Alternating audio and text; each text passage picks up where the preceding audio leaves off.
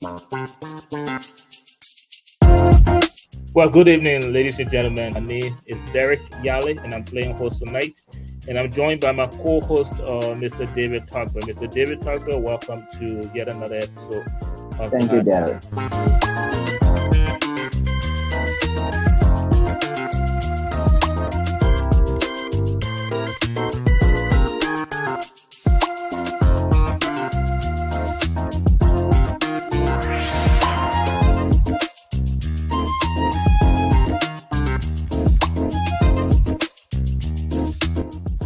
I'm going to agree with you on the role of the media in pushing for debate. They're kind of snuck it in there, desperate oriented. Is that being desperate to aspire to greatness? To say to us right now, everybody gets skeleton in their closet. The duty of their office. Who's supposed to determine whether they are competent? You can't tell me all this guy we have done. Of all the stuff that we have done, Mr. We are just one tonight, you're on the opposite side. What is the patriotic thing in you being like you? 30 seconds. We don't simply audit for the heck of auditing. You audit, and where the evidence leads, you follow. Liberian politics is a type of politics.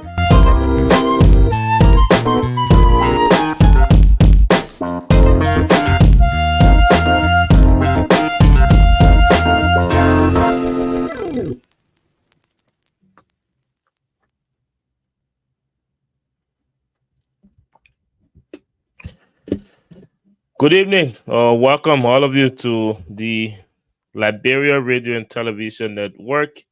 You're here live on LRTN, and LRTN is proud tonight to present episode 9 of season 5 of the Hard Zone. And again, if this is your first time joining us, the Hard Zone is an opinion-based talk show where we feature a team of panelists from different political institutions, different political persuasions, and the Hard Zone will be live streamed on the Liberia Radio and Television Network here on Facebook, and also we will be streaming this on YouTube. And if this is the first time being on this network, LRTN for short is a media institution right here in Northeast Philadelphia.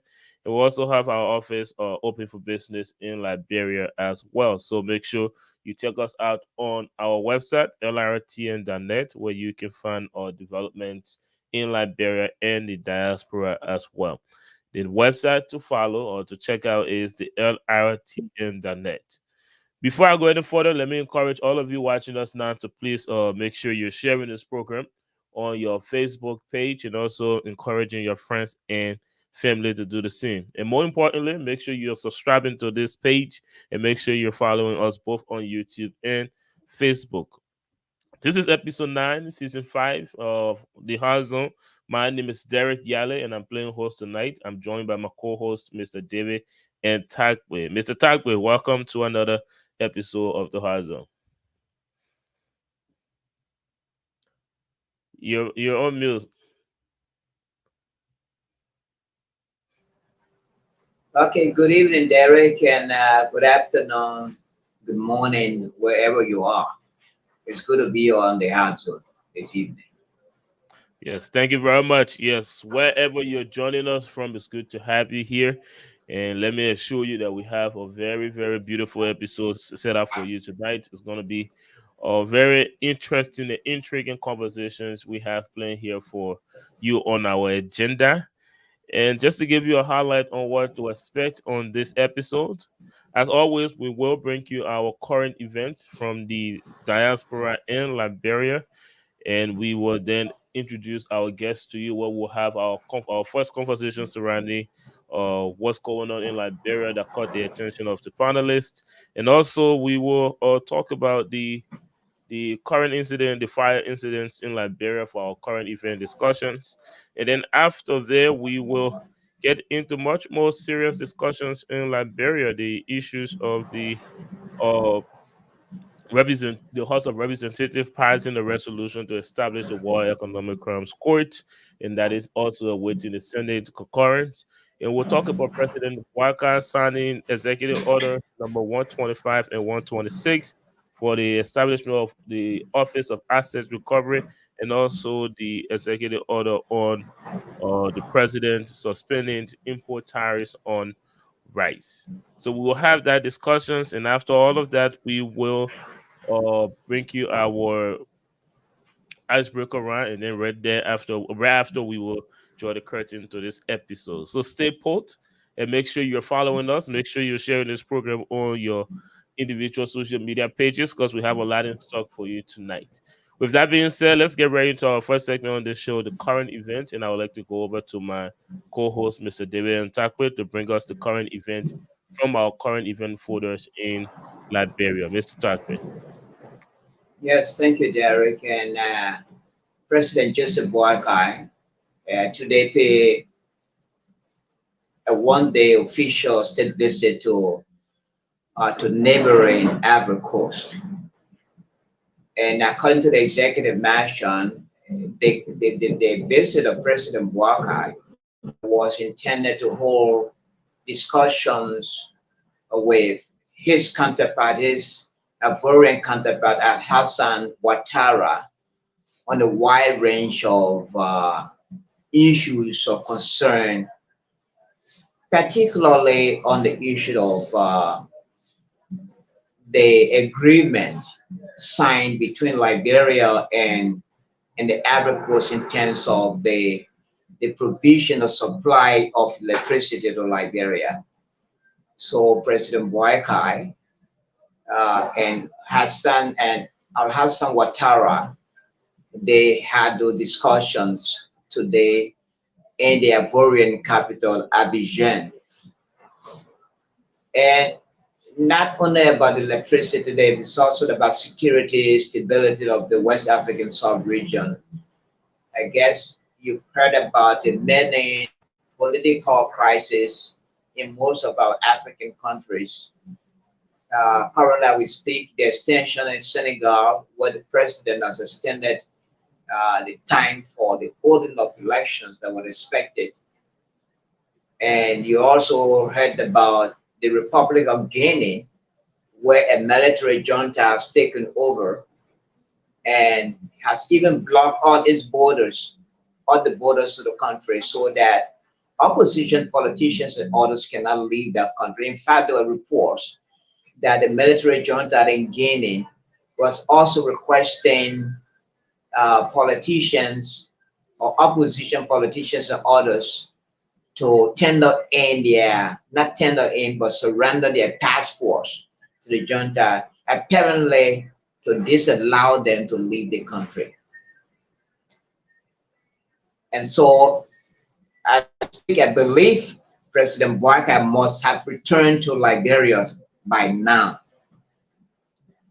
And another thing is President Boakai has been in the news for what many think is for a very good reason. For example, the president in recent time had series of meetings with people from the United States and other parts of the world. Quite recently, he had a meeting with an official from Canada who's also interested in the issue of war crimes and crimes against humanity. President Boakai also had a meeting with one of the advocates for justice for innocent civilians who were killed in some of the war crimes in Liberia. In fact, members of the House of Representatives are in support of the idea for war crimes for the fact that they have all signed, majority of members of the House of Representatives have signed a resolution supporting, in agreement with the establishment of a war crimes court, war and economic crimes court in Liberia. In fact, Derek, that news of the House of Representatives endorsement of the idea of the establishment of war crimes court is annoying some former warlords, particularly Prince Johnson of the INPFL, and Thomas Yaya Newman, who was also one of the officials of the Liberia Peace Council, which had all its activities in the southeastern region. The LPC, of which Thomas Nimina Yaya was a member, was also accused of committing war crimes in Liberia, particularly in the southeastern region. And so now the issue of the establishment of war crimes court has become a topic for discussion in Liberia. There are diverse views from several parts of the country. In fact, politicians similar from of the movement for economic empowerment, similar from he contested most of the elections, I think 3 times, 4 times, and he didn't win any of these elections. Quite recently, he took Joseph Boyka to task on the issue of his interest in the establishment of a war crimes court in Liberia. In fact, Senior Fremer is asking Boyka to concentrate on the issue, on the bread and butter issues, and not the establishment of a war crimes court. Thomas Nimina Yaya, Senior Freeman hasn't been. He was in a warlord, and when he's talking about from his political point of view, he's an opposition politician.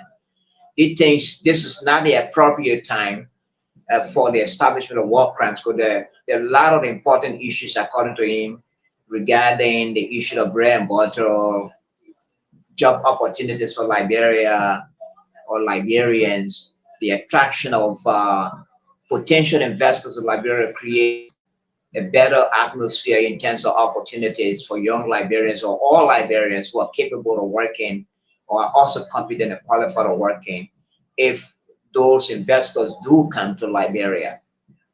So these are some of the issues that are being talked about right now as I speak to you from Liberia. And also President Boakai quite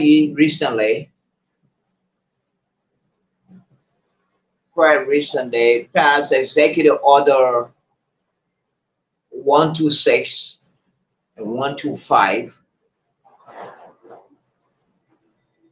to recover all assets that the government thinks were stolen or unjustly taken away by outgoing officials of the past government of President George Weah. So it's called the Assets Recovery Framework. And so President Boakai is being held for that decision. During the campaign, during the political campaign, that were followed by the 2023 presidential and legislative elections. Joseph Boakai campaigned on the matter of establishing a war crimes court and fighting corruption. So it is likely that the recent moves the president has made are in the direction of the promises he made to Liberians, and in fact the entire world, that he would have made a difference in terms of doing what his predecessors did not do.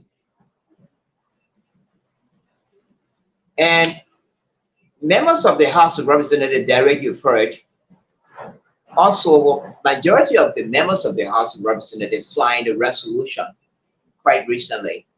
In fact, earlier this week, in support of the establishment of a war crimes court. The votes they cast were overwhelming. In fact, the entire House of Representatives exploded into jubilation when that decision was reached, when majority of members of that House signed that resolution. And the House of Representatives, or the lower house, has not passed that resolution to seek the concurrence of the Liberian Senate. In fact, that matter came on the floor today for discussion, but that wasn't discussed in open. It was taken into to committee room, according to the lawmakers, according to the senators, for security, for its security implications. So those discussions were not open to the public and the media. So from where I speak, I cannot tell you what decision they must have reached in terms of concurring or not to concur or not to concur with their colleagues in the lower house of the Liberian legislature. So the issues are being discussed in several quarters of the country at attire centers in the street corners. From all indications, majority of Liberians are in support of the establishment of a war crimes. Regarding the concurrence or the expected concurrence of the Liberian Senate, from what I saw today in the chambers of the House when the matter came on the floor, it is likely that majority members of the Liberian Senate will give support or will concur with that resolution that came from the lower house of the national legislature, Derek. And Derek, there have been series of fire incidents in Liberia, particularly Monrovia. Quite recently, the fire broke out at the private residence of Mosserado County Senator Cy Joseph. I understand all his properties, maybe documents, and very important assets of Cy Joseph were all burned to ashes. But he survived with the support of his neighbors. So he survived. We understand that, or according to the report from that part of Monrovia, the neighbors had to force open the window. In fact, there was an iron bar. They had to break the iron bar to have allowed the Mosserado senator to escape to safety. So he did escape to safety, and he's carrying on his senatorial duties at the national legislature. Quite recently, again, there was another fire outbreak in the Duboro area where several persons were burned. And in fact, they burned to an extent that their family members and friends could not identify them. You remember years back, Derek, it was the same Duboro road that many Liberians or residents of that part of Monrovia or Pinsville were also burned. It was in fact during or immediately after our civil crisis that that incident happened. And in fact, that incident was blamed on unscrupulous individuals who thought it was the right thing to do. So it is the second time that fire has killed people in the Duboro area. As we were preparing to come on the show, we heard of another fire incident. I don't know what the cause is. I haven't got the details. And I believe that the Liberia National Fire Service is making all efforts to extinguish that fire that we are talking about now. In fact, before the national elections that was held that brought Joseph White to power, there was another fire outbreak at the Ministry of Finance. In one of the departments of the Ministry of Finance, where very important documents were also destroyed by the fire. And there's so many other reports of fire incidents, Derek. Let me stop that fire. Maybe we can discuss these issues. Thank you very much, Mr. Takwe, for that splendid reporting on the current event coming out of Liberia.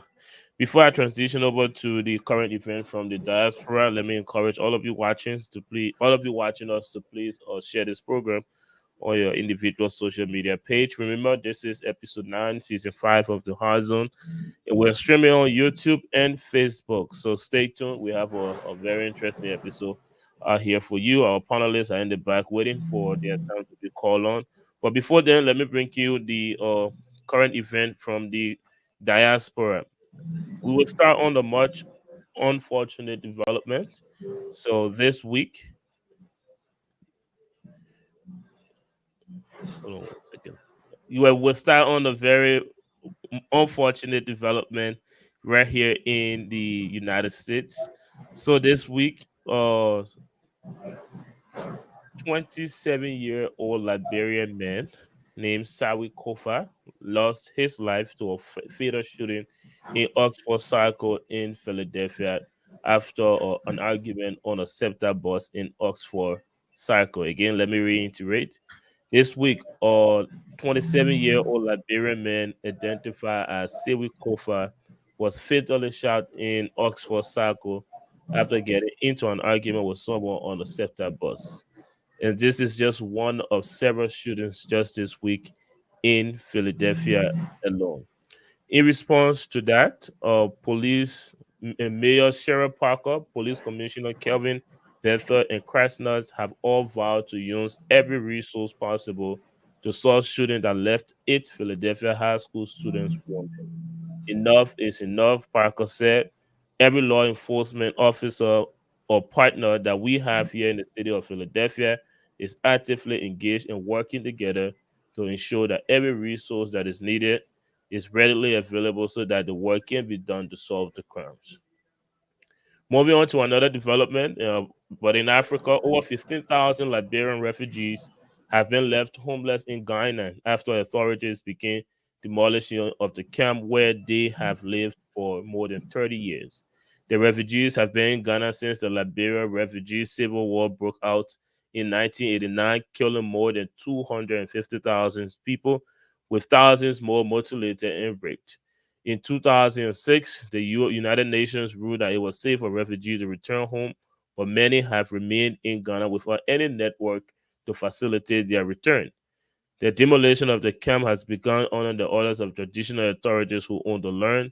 A large part of the 34-year-old camp has been reduced to concrete rubble. So again, the Burak camp, where hosts over 15,000 Liberian were this week demolished in Ghana. Moving on to another development is almost Ramadan 2024 for our brothers and sisters of the Muslim faith. So Ramadan, as you know, begins 10 to 12 days earlier each year. This is because the Islamic calendar is based on the lunar Hajjari calendar with months that are 29 or 30 days long. Because the lunar year is shorter than the solar year by 11 days, Ramadan will be observed twice in the year 2030, first beginning on January 5th, and then starting on December 26th. The next time Ramadan will start after 12 March and will be 33 years from now in the year 2057. So Ramadan is expected to start sometimes in April, between April 9th and 11th. So if you have a friend or family member that are of the or Muslim or Islam faith, there are a couple of ways to greet them during the holy month, the Ramadan fasting month, or Ramadan Mubarak or Ramadan Kareem are the most common greetings exchanged in this period, wishing the recipients a blessed and generous month, respectively. So that would do it for our current event coming out of the diaspora. At this point, again, before I introduce our panelists for this episode, let me encourage all of you again. I can't stress this enough to share this program on your Facebook page, and also make sure you are following the network and encouraging your friends and family to do the same. With that being said, let me now invite our panelists for this episode on the show, and then we will get right into our discussions, our current event discussions.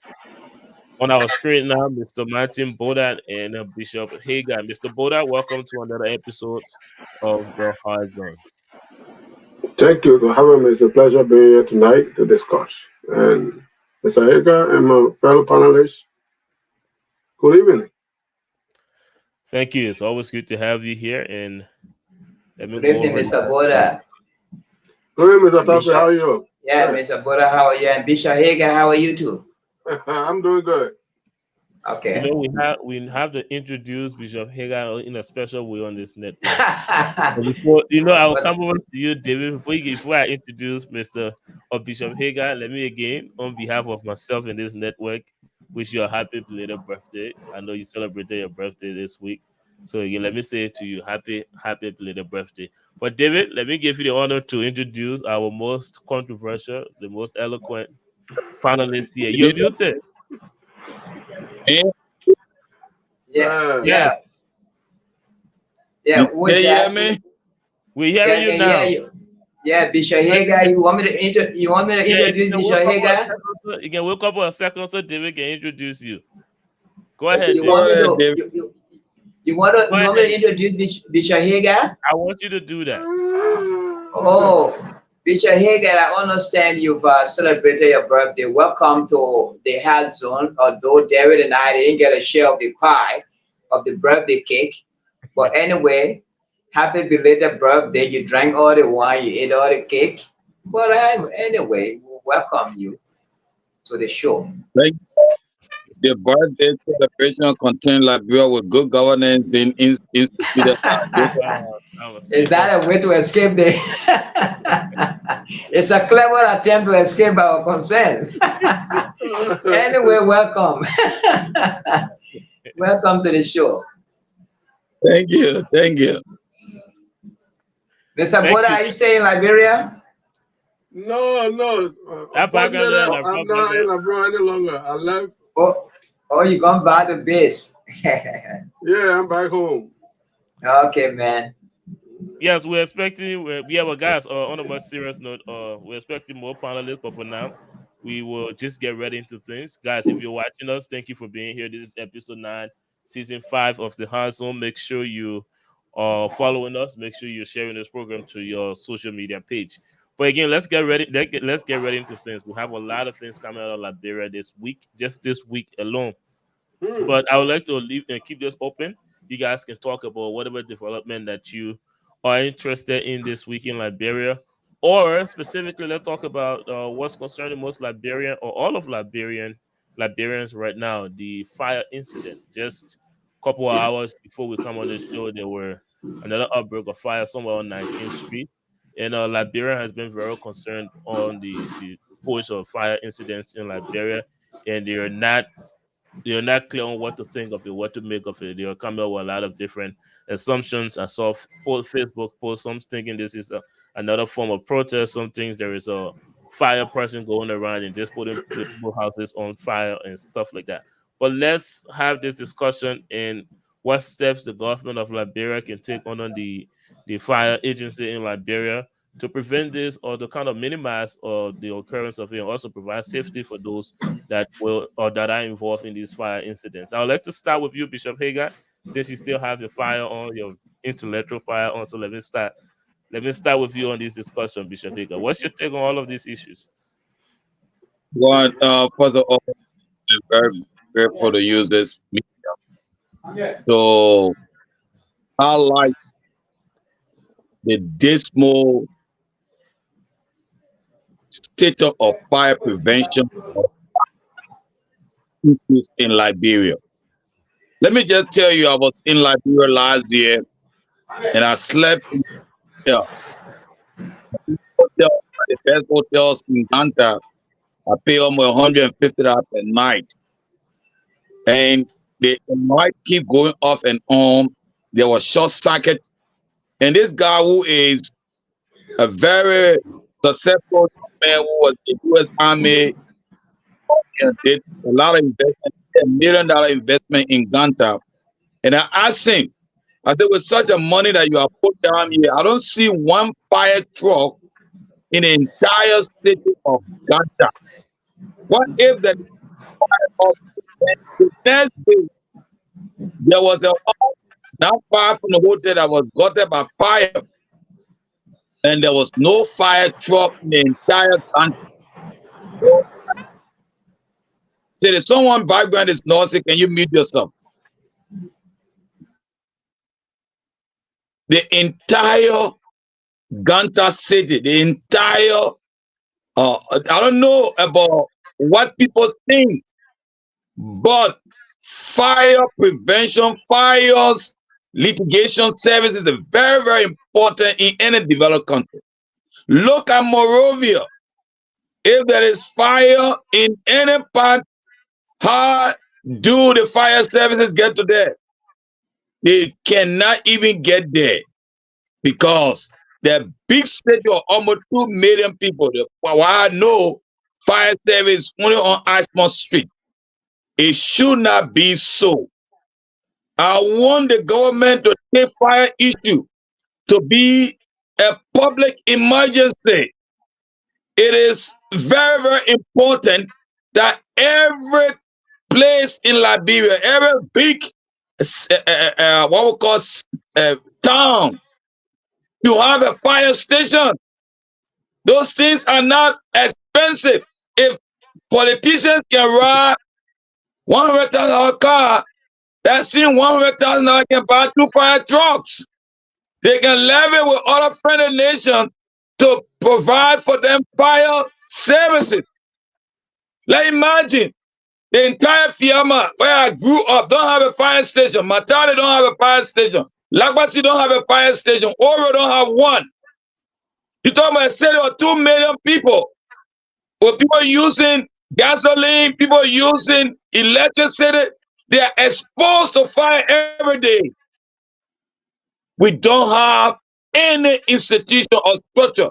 The Liberian Fire Service, that's on Ashmont Street there. Before they even go get water from Waterside to come to Fiamma, and our house is already burned down. And let me just tell you, Liberia is the only country in the whole world that do not have a 911 service. There's no emergency number in Liberia. But there's an incident that you can call immediately. It doesn't exist in Liberia. What kind of nation do we have? We gotta do something. Our elected officials need to decentralize the fire issue. Every district, every town must have a fire station. Like in Morovia, every district, or what we call it, zone. We call it zone 1, zone 1, zone 2, zone 3, zone 4, zone 5, zone 6. Every zone in America has a police station and a fire service there. It's a human right. It's very important to do that. I call upon the legislature to do something immediately because people are losing their properties, they are losing their lives. They're not going to get anything back. No insurance company was going to pay them back, and they're going to lose forever. It's terrible. Then the revenue want to come collect taxes from people property. What social services the government providing? What kind of thing they helping the people with that don't pay taxes on their property when they even have fire services to protect their property? It's a shame. Very shameful for a nation, entire nation, don't even have fire services that we're talking around here. Thank you very much, Bishop Hager. Now I have a couple of questions on your position on this, but let me come to Mr. Boda. Give us your take on what's going on in Liberia in relations to this fire incident, Mr. Boda. Well, it's a sad event. It's a sad situation. Unfortunately, there are a lot that is lacking in our preventive awareness. So first and foremost, our city does not have ordinance.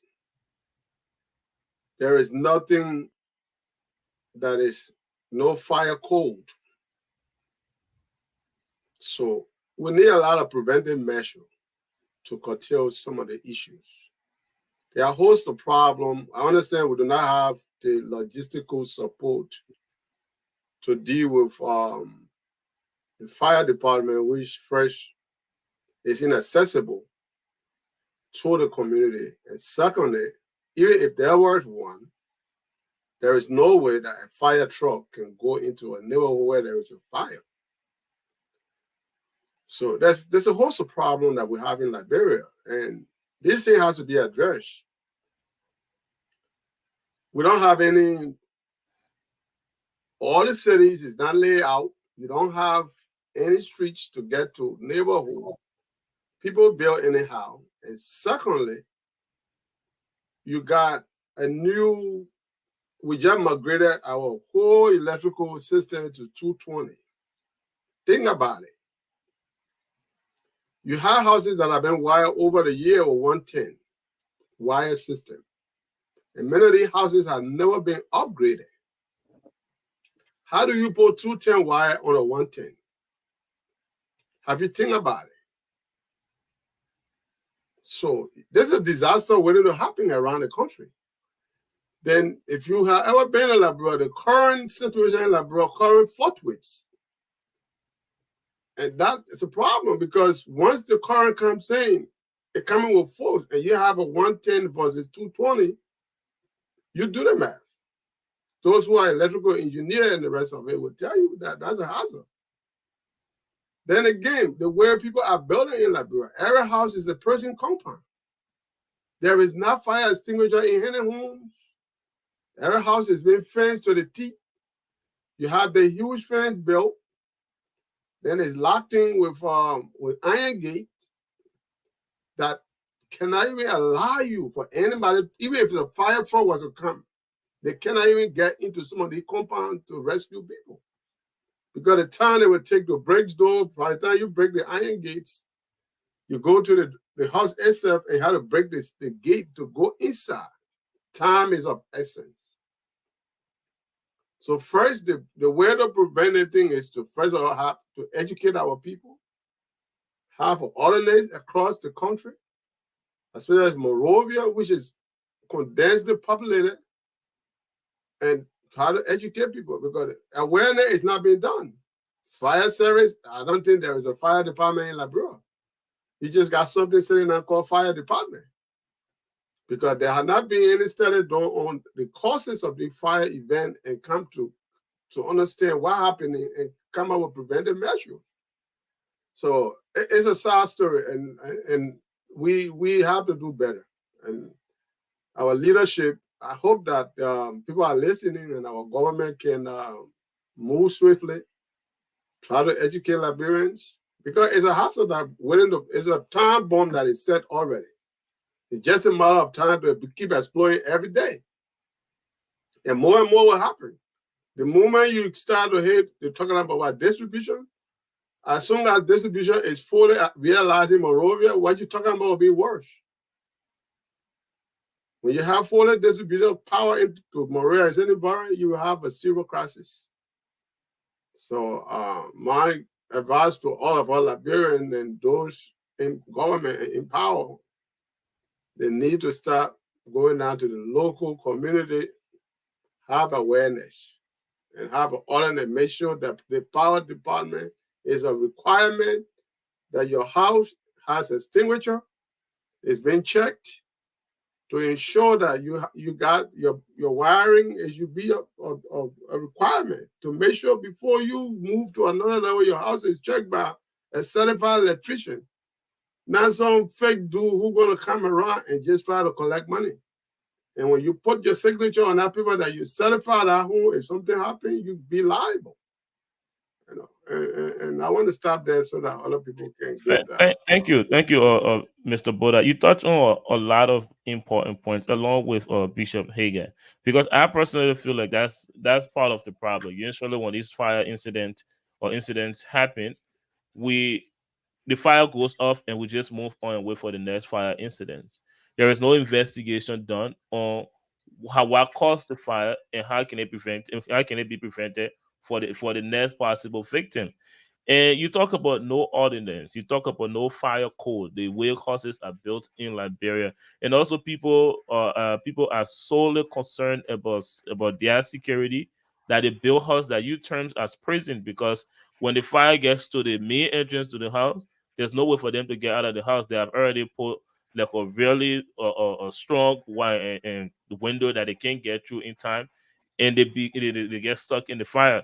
And also, you talk about the wiring issues, which goes back to the LEC, like because some Liberians talk about the wiring of LEC may be the possible cause of the fire. But the point I'm driving at here is we have a lawmaker for those districts that the fire are occurring in.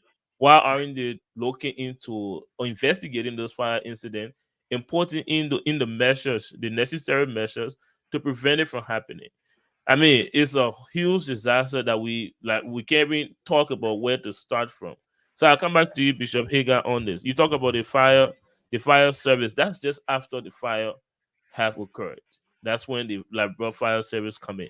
But before, what steps can the government of Liberia take? What steps can the lawmaker for that district take to prevent all of these fire incidents or some of the fire incidents from happening? In line with what Mr. Boda said, the ordinance, fire code, wiring issues, and the way houses are built in Liberia. What step can the government take now to prevent these things from happening? Well, thank you very much. I'm totally in agreement with some of the things that Martin just alluded to. They are very important. My point is that a civilized nation, let's look at it as a human right issue. Prevention, public safety, those are important things that government need to do. And you just look at Monrovia, our capital, a city of over 2 million people. Where are our fire stations? Only on Ashmont Street. Are you telling me that all the years our people, our representatives, our legislators, our government don't know that fire disaster can take place anywhere? So I'm calling upon them, in addition to the preventive measure that Martin alluded to, we have a lot of work to do. We have a lot of work to do.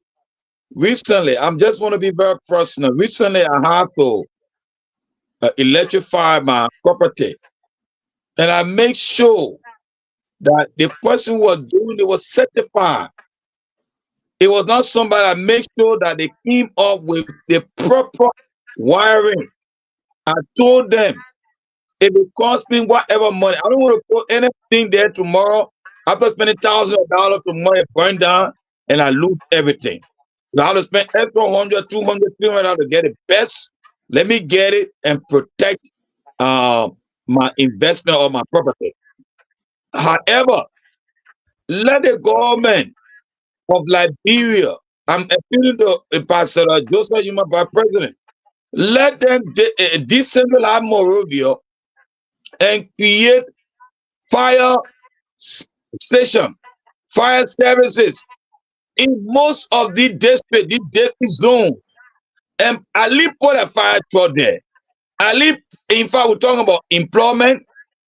If you just decentralize the fire prevention mechanism or structure, you can employ hundreds of people just as firefighters, train them and gave them something to do. Let them be there. Some of the things can be volunteer work, yes, but let have fire station in almost all of the zone in Monrovia. And all the big towns, Buchanan, Kagata, Ganta. I said Ghana don't have one fire truck. If you go to Ghana, Ganta, right? Yeah, I'm sorry to interrupt though. If these fire stations are present wherever you want them to be present, everywhere that you want them to be present, they still can get to smaller houses in Liberia when there's a fire because they're all congested. What do you do about that? Listen, I'm saying that we have to approach the issue. The issue is so entrenched. I'm not saying placing fire truck in all the places is going to solve the problem. Derek, we need a radical approach. Some of these approaches were going to be very unpopular politically because you got to break down some people's wounds. You have to make way for the alley. You have to enforce the city ordinance. The Monrovia city ordinance, everyone should be accessible by road. It's there on paper. So you have to make sure you have enforcement mechanism. Let the people go up there if your home is on the road. Like I was building my house, they said, I know 40, I can't build my fence. 20 feet, I gotta go inside my land to get paid. All these laws are there. People are not obeying it. Because nobody there to make sure they come by here to and put them on their own. So we need fire station in all the district. We need fire station all of the town. And those things are not expensive. They can do it. Martin mentioned about fire extinguisher in home. I want to ask the legislature, they need to pass that law and make it all the business. Let's start with all the businesses. Let's start with all the government institutions. Let fire extinguisher be there. Let it be inspected yearly that those things works. Very important. We are in a very critical time. Liberia, if we are not careful, all the things that we're doing, one day everything burned down because of negligence on our part, on our government, on our own self. Liberia, this is the only country. Derek, you hear me? I'm hearing you. I'm hearing you. Liberia is the only country that I know in West Africa now that people can sell gasoline like in the street. People get a bottle of gasoline or anybody can go and buy gasoline. Do you know what kind of insecurity that poses? People just go and buy it. It should not happen.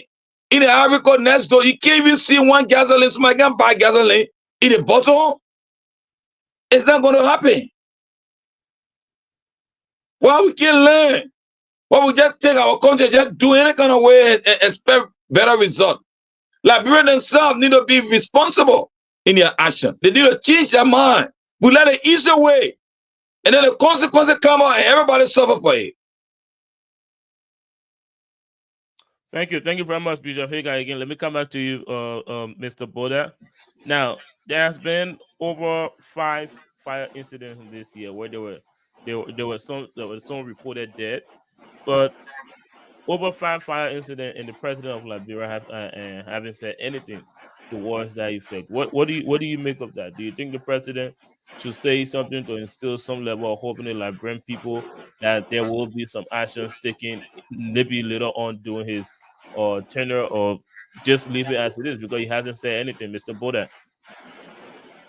Well, it's necessary when there is a national crisis as such. When Liberian die, I mean, the president need to console his nations and the people, right? So it's important that when this thing happens, he needs to make some consolidatory speech or say something to calm the family, you know. That's the duty of the president. But yes, what is lacking. You know, Liberians are very I'm trying to, the fact that they are not taking their responsibility seriously, you know. People have all these positions in governments that we're speaking of today. They get paid to do this work. Like my brother is saying. I gave you a typical example. Marshall City, which is a new Liberia City building. The most talk about town in Liberia, Marshall. And I say to friend every time we'll have a conversation when I go to Liberia, Marshall going to be like West Point in the next 10 to 15 years to come. Okay? It's going to be just as Painesville is today. Because why? There is nothing that is put in place, and when you're about to build a house, everywhere around there, like he said, in Ghana, in Cote d'Ivoire, other countries, before you build a house, you need to go to the township. There need to be inspection. They have to check it, make sure that you're following the code. How are you building? None of those things is done. None of these people do that work. You go to all the township, you go to the city of Monrovia, you go to Painesville, you go to Brewerville, wherever you think about the entire country. Nobody does that work. They sit home, they sit around, don't do anything. They complain, oh, they don't have a job, but they got a job, they don't perform the job, they want salary. It's just disheartening, and Liberians becoming very dishonest to themselves. And this is where we find ourselves. Because if you travel through, I don't know when the last time you were in Monrovia, it's sad to know that every street is like this Is this why? Everybody build their houses, they bring in the shameful part about it is many of us come from the diaspora, building houses in these neighborhoods. And at worst, we will bring our fence to the road, put our fence right on at the corner. And you know, I know in America here, nobody build a fence by the road. Yeah, let me just interrupt you there and just ask you a question on this, because Bishop Hagar made mention of it. There are laws in the book, there are ordinances to prevent that from happening, but people are just not obeying those laws.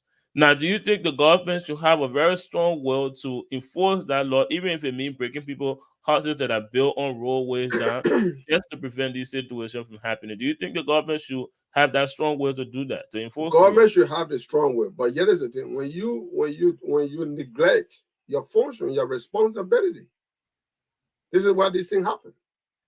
It shouldn't happen in the first place.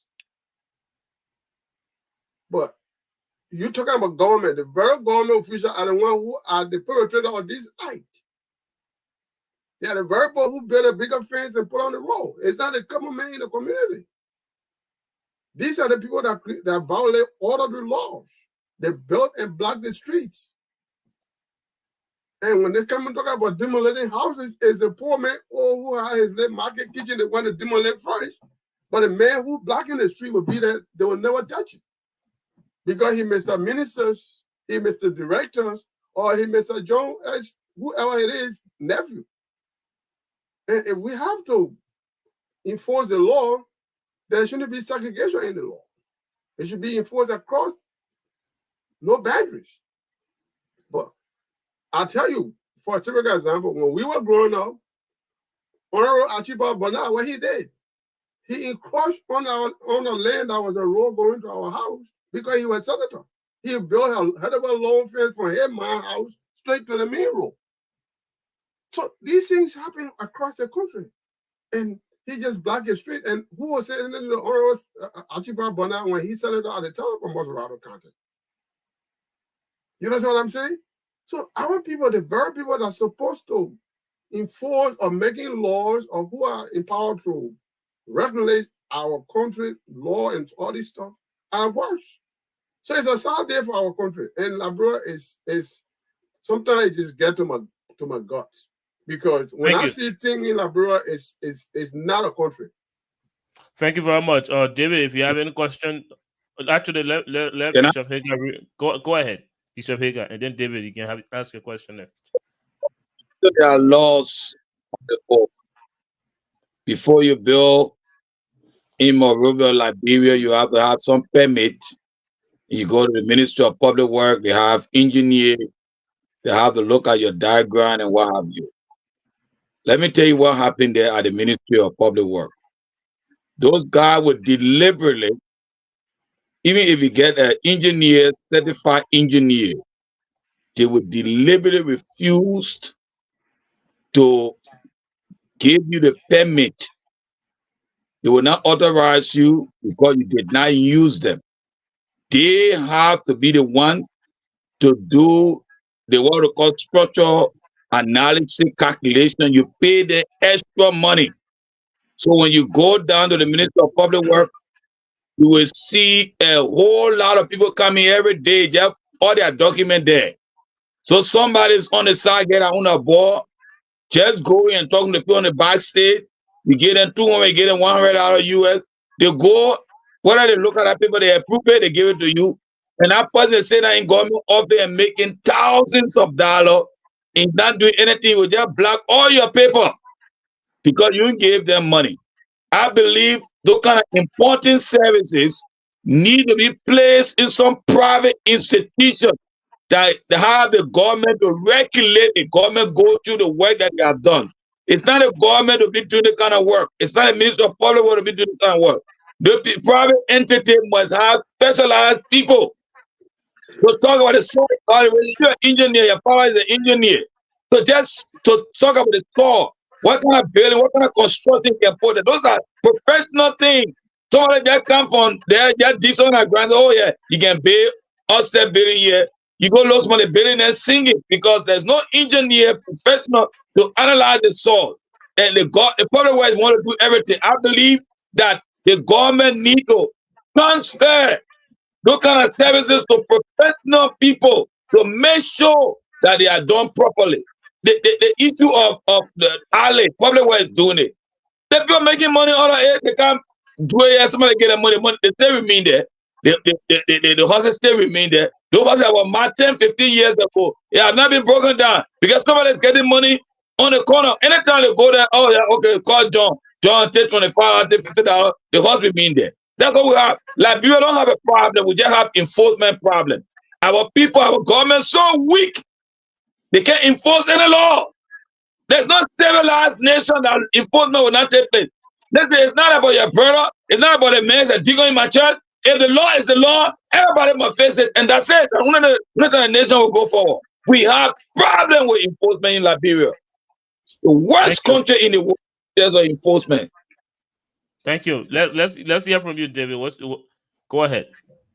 Yes, quite recently, when the nominee for the position of director of the fire service went for a confirmation hearing, I wouldn't readily call his name, but I guess he has been confirmed now. And some of the issues, questions that were why you wouldn't call him? That because I can't readily recall his name. Most of the people not for any security reason anyway. Right. And some of the issues that were raised during the confirmation hearings were some of the factors people are attributing the causes of these outbreaks of fire. Number one, somebody mentioned that one of the panelists mentioned that logistics, the issue of limited logistics, the issue of houses being clustered in one area, there's no way for a fire truck to go in. The issue of a low budgetary allotment. These were some of the concerns raised. But this is a question I want to ask you. You talked about the demolition of homes that are in alleyway for roads to be built, for roads to be constructed into the communities and counties, and in the communities and towns and villages, wherever the fire truck's supposed to go. Well, now you're talking about demolition of houses. Should the government just demolish the homes, or there's a need that the government also compensate those who are owners of those homes, although they have illegally built them in the alleyways? Yeah, no. I'm coming. We'll come to you next, Mr. Buddha. Let's hear from Mr. Buddha, and Bishop Hager will come to you next. Yeah. David, here's the thing, right? Let me just say this. If a rogue went and to steal and he was caught, can the government say we'll pay you because you were hungry, you went to go steal? No. When you violate the law, those who built on the alley, they did violate the law. The government cannot compensate them. They knew. Majority of them knew they were building the wrong place. People told them, but in their mind, let my nephew in Fiamma that built on the main road going to Jimmy Barrow. They built their houses there. And you tell them, say, oh, yeah, move for them, man. What government think? When the government want to build road, but Bishop Hager and Mr. Boda, some of these people, although they build the houses in alleyway, they didn't build them properly, they blocking the free flow of water, and they are blocking vehicles entering into their own communities where they build the houses. But some of these property owners pay taxes to government. So demolishing their house without compensating them, wouldn't there be a violation to their rights? No, don't you think so? It's not. What kind of property? Now, if they build a shop there, the tax from the shop. When it's time for the government to institute the law is the law. My brother, if we're going to do that, you're not going to say all those so are dying. Why accept their taxes? Why accept their taxes when you know that their houses were not properly built in the right places? David, I want to build on that, but let's first hear from Mr. Boda. But before I do that, let me recognize the presence of Councilor Freeman. Councilor Freeman, welcome to the show. Thanks for having me. Thank you very much. We'll come back to you, but let me hear from Mr. Boda on the question David asked. So, David, yes, my take on your question. That's what I first earlier mentioned about ordinance, a city code. So every township has a department that has to regulate where you build and what you do when you have to do anything. You go and get permits. If those people were given permit by government, then yes, they should be compensated. Those that, if they're anywhere that they build illegally and that permit was issued by the Liberian authority, then it was sanctioned by the Liberian government or that local committee or that local government. But in the absence of such a situation where you violate the law grossly, knowing and then build your house in the alley or do whatever because you feel you can violate the law, there is no compensation. There shouldn't be anything called compensation. Because they're going to demolish it, and you got a case, you go to court. And you're going to prove your case in court. But that is why you have to go through the local government, your township, to get permits. In America, before you do anything on your property, one is on the outside, you have to get permit from the township. The township must send inspector to come and inspect. They don't care whether that's your land or not your land. Okay? So anything outside the perimeter of your house must be inspected by the township to make sure to verify that it is something that have to be done there. You can't just build fence because you want to build fence. Before you build fence around your house, you must go to the township approve it, and make sure that the height of the fence meets the standard of that township. So, but we don't do those things. And government lost a lot of revenue. We talk about we don't have money, we got a lot of money wasting around the township. What we're talking about here, before you build your house, you go and pay for your permits. The revenue for the township. So that township ensure that the right thing is done, and they come back and follow up that it's done right. If it's not done right, you're going to get fined for doing it wrong. And they can stop that process. They don't care what you put in there. So okay, Derek, my final question. Okay. Derek, my final question on this matter. I think Derek mentioned that in passing about people building homes nowadays in Liberia with iron bars and iron doors. And in the case of a fire outbreak, they sometimes find it almost impossible to easily get out of the house because the iron door, sometimes the key is not inside because an iron door, you can easily break it. For example, Senator Sir Joseph Motorola County would have perished in the fire that broke out in his residence quite recently. Had the residents, his neighbors not in the iron bar, he would have perished in that fire. Now, people are suggesting that people should do away with the issue of iron bars and iron doors in spite of the issue of security, criminals, and all that. Do you buy the idea that people do away with the issue of iron bars and iron doors? The other question I'd like to add is there are concerns that not many homes, almost maybe 90% to 95% of homes in Liberia do not have fire extinguishers. It was one of the issues brought out quite recently. The idea of fire extinguishers in many homes, government making it mandatory that every home has a fire extinguisher. Do you think it's an idea? It's a good idea or help in terms of minimizing these fire outbreaks? Yes, the thing is, it's a preventive measure. Okay, a lot of the fire that starts in the home, it can be minor. If you have a fire extinguisher, you can combat that fire and be able to help yourself. Okay, if it is in the area where it's accessible to you. So that's one way. Two, with the bar you talk about, the iron bar. If you build a house, you might have some escape or exit route for yourself. But you know what I'm talking about. When I was in Liberia, I was feared for my life. Because the house we were in, I was telling my brother every day, I said, look, I'm afraid. We got the big old J house, the wall is high as the house. And we in there and we got a big iron gate and we got door in the yard. And I'm like to myself, I said, why we put ourselves at risk yet? Because either in the event or anything, how do we get out?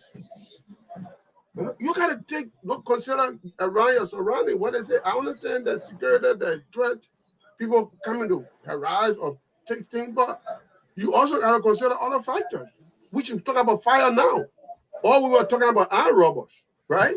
The reason people are building fence is because they're looking at one aspect of security. Oh, armed robbers coming to armed rob me. But do you also consider the hazard that you create for yourself? So that's my take on that.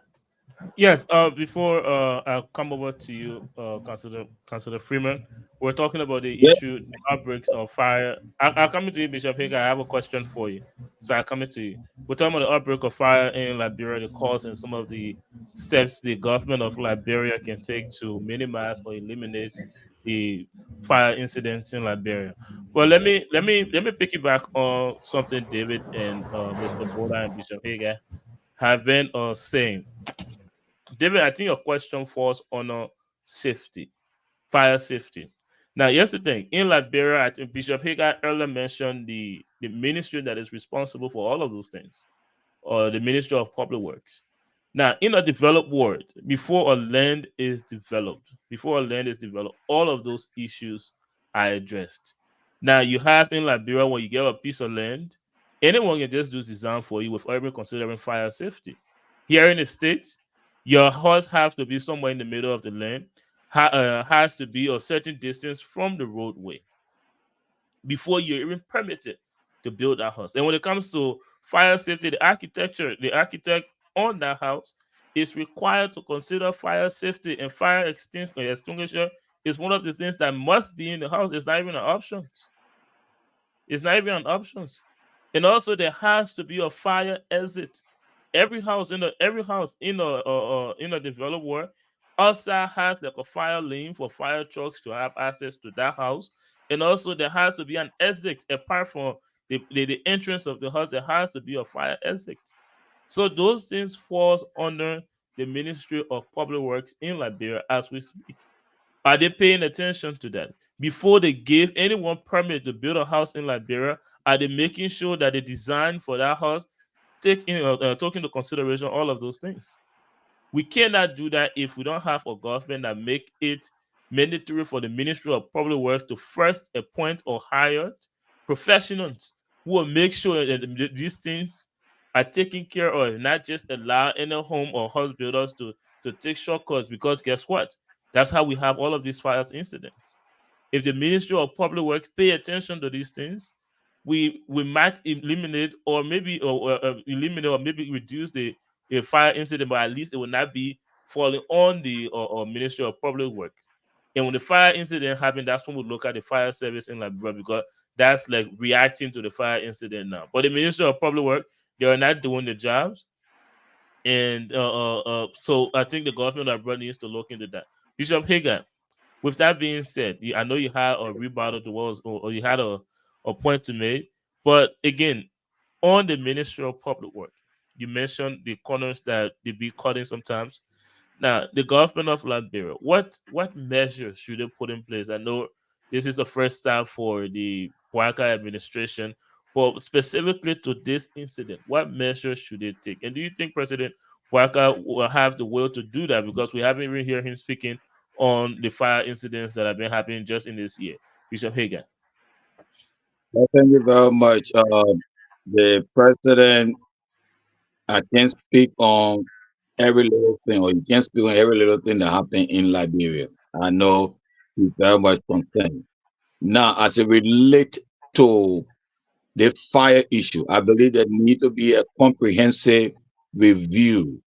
We need to have a summit, a stakeholder summit in Liberia to discuss what would be the roadmap for fire prevention in our country.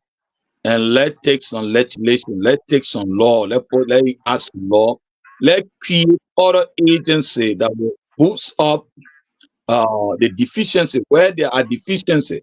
I mentioned, and I can speak on the issue because I have been affected by this from the public work. The public work ministry in terms of inspection, instead of making sure that all of those who are building buildings in Liberia have the requisite uh, credential, have all of the material to build with. I believe that the government cannot do that job effectively.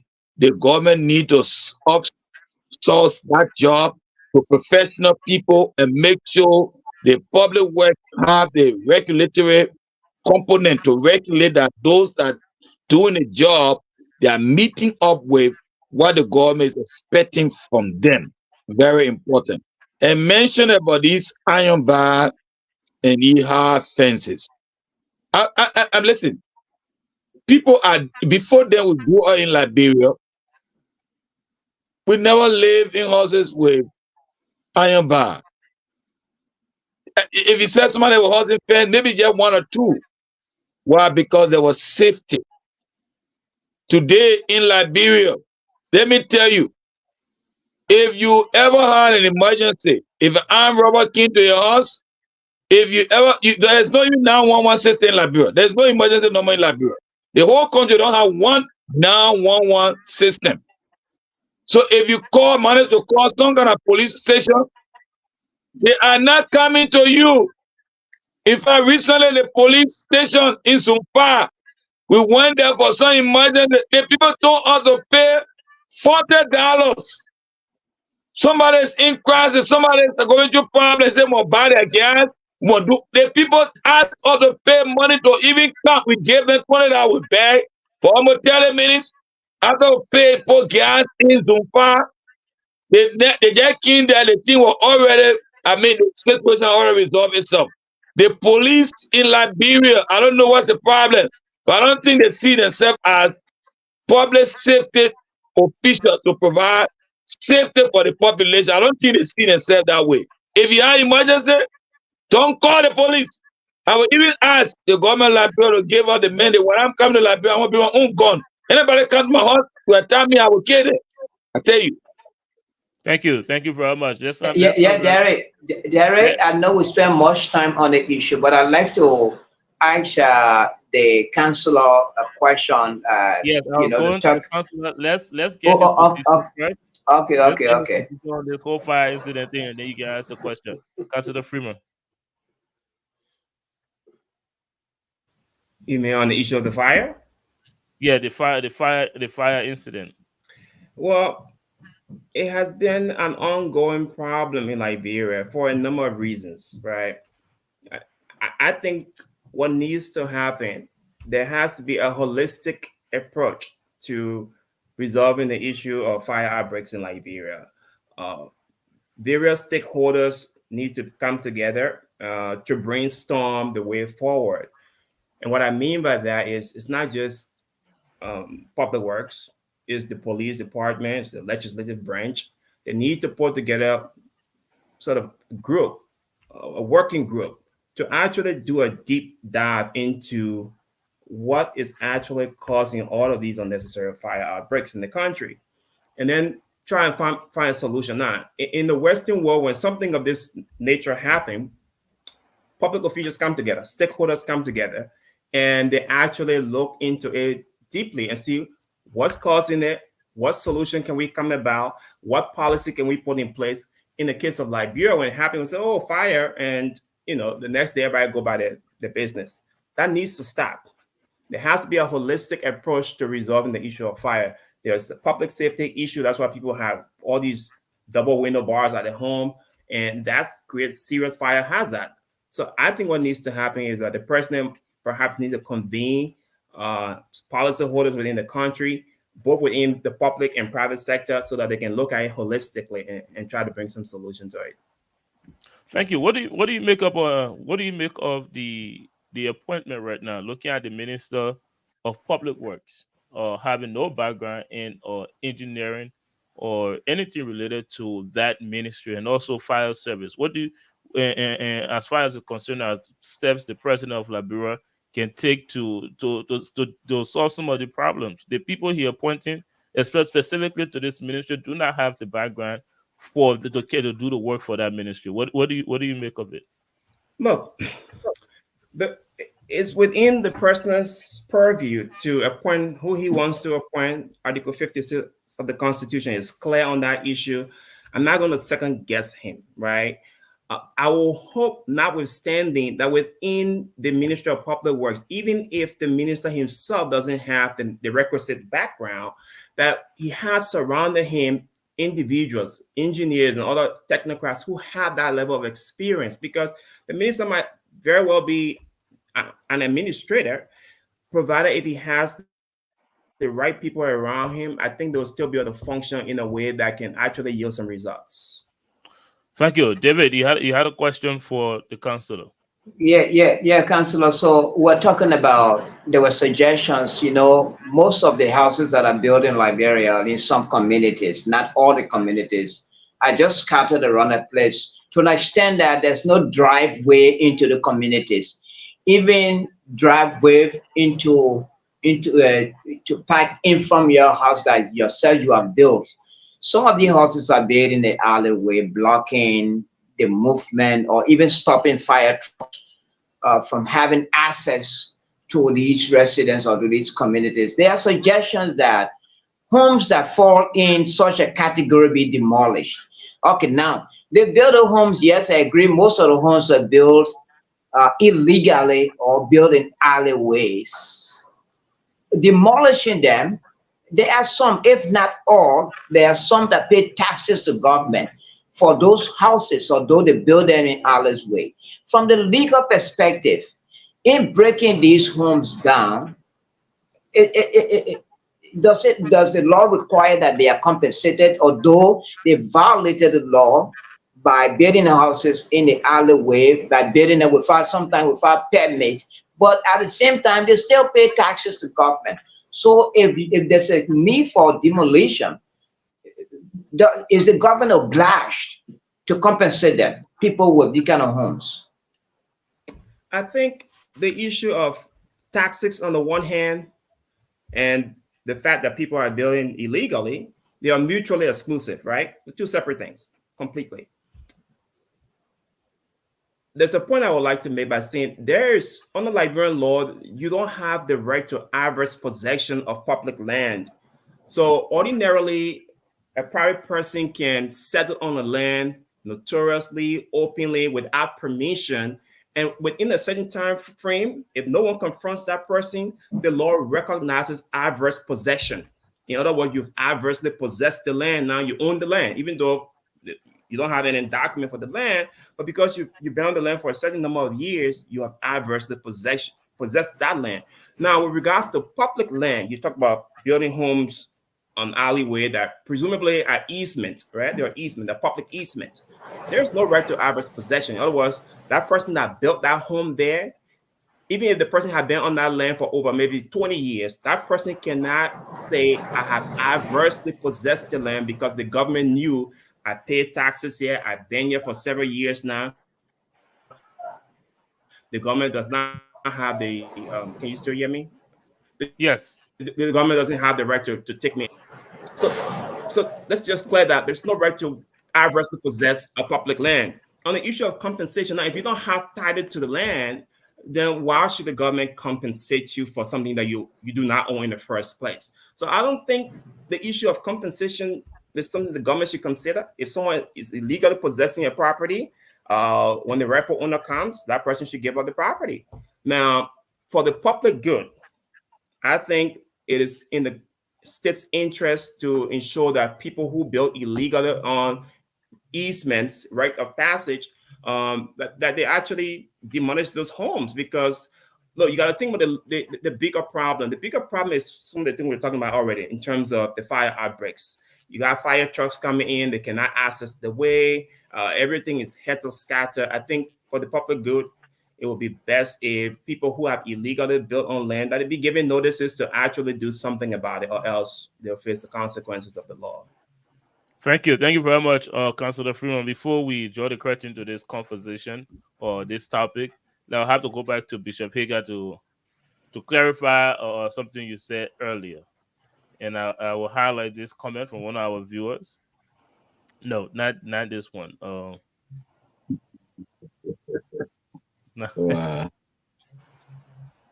You said when I asked you about the president commenting on this fire incident, you said you made a reference that that which kind of mean the fire incident is a small thing. So if you care to clarify, it said fire in Liberia is now a small thing, people are dying. The president should speak up. What do you think? I'll come back to you so you can or clarify. Do you think the president should say something in regards to these fire outbreaks that are ongoing in Liberia?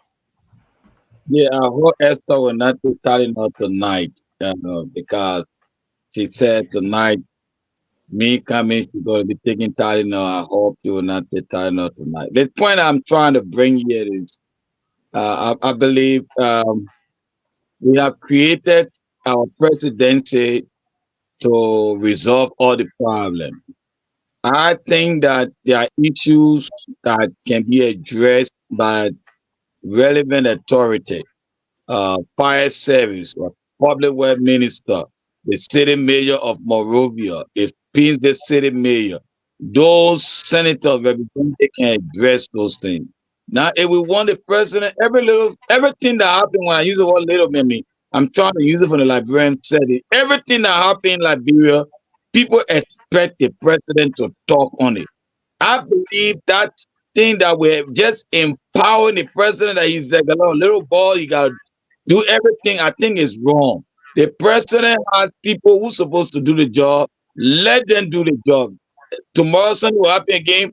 Let the president go and speak. The other president will happen again. Let the president go and speak. Then what the other people are supposed to be doing now? I mean, ministers are there, civil leaders are there. Let them speak first. So you don't think the president is to speak on issues that involve the lives and property of Liberia? Saying that don't be political here. What I'm saying here is that that's what it let is. them come and speak. Let the public work minister, let them visit the area. Let the people who are the lead ministry go there first. Let them address it. It's what they have been paid for. The president will come in as result. But the thing that happened I'll rephrase the question, Bishop Hagar. You don't think the father of the land, the wisest man in Liberia, the consoler in chief, should speak when it involves the lives and property of Liberians?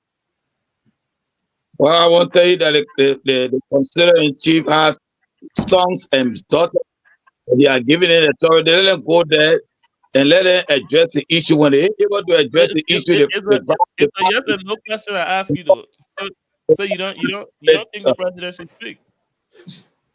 To at least say something. So Bishop Hagar, which issue should the president be speaking on? Which issue should the president speak on now? If he can speak on fire that killing people, which issue the president must speak on? David, I think the question will be more important to me. What have the city mayor of Monrovia gone to see the people? Have the public work minister gone to see them? Have the fire service chief gone to see them? Let those people go there first, and then the president will come in the last result. That's what I'm saying. Is that complicated to understand? Again, this is what you're telling Liberian people, because these recent fire outbreaks. People, listen to me. Joseph Walker is a humanitarian. He's going to speak on every issue. But the point that concerns the life of Liberian people, but those who have the responsibility, let them go and address the Liberian people first. The foreign minister have not gone there. The city minister have not gone there. You wanted to jump start straight to the president? Is that what you want? Bishop Hagar, as far as the Liberian people are concerned, the president is the one they give the job to. They don't know these people. It's the president that hired them. But there's a saying that goes, one life lost is way too many. Now, Bishop Hagar, this fire incident, unfortunately, are taking the lives of well-meaning Liberians. And also made some Liberians that work hard for their properties to lose their properties. And now we're asking, don't you think this is like a national crisis where the president, Bishop Hagar, protect me. Don't you think, Bishop Hagar, protect me. Don't you think it's necessary for the president to come on national radio or TV and say, "My people, you're sorry, you take half for the loss of your loved ones or your properties"? Don't you think it's necessary the president say to these The president will address the political capital that you want to win.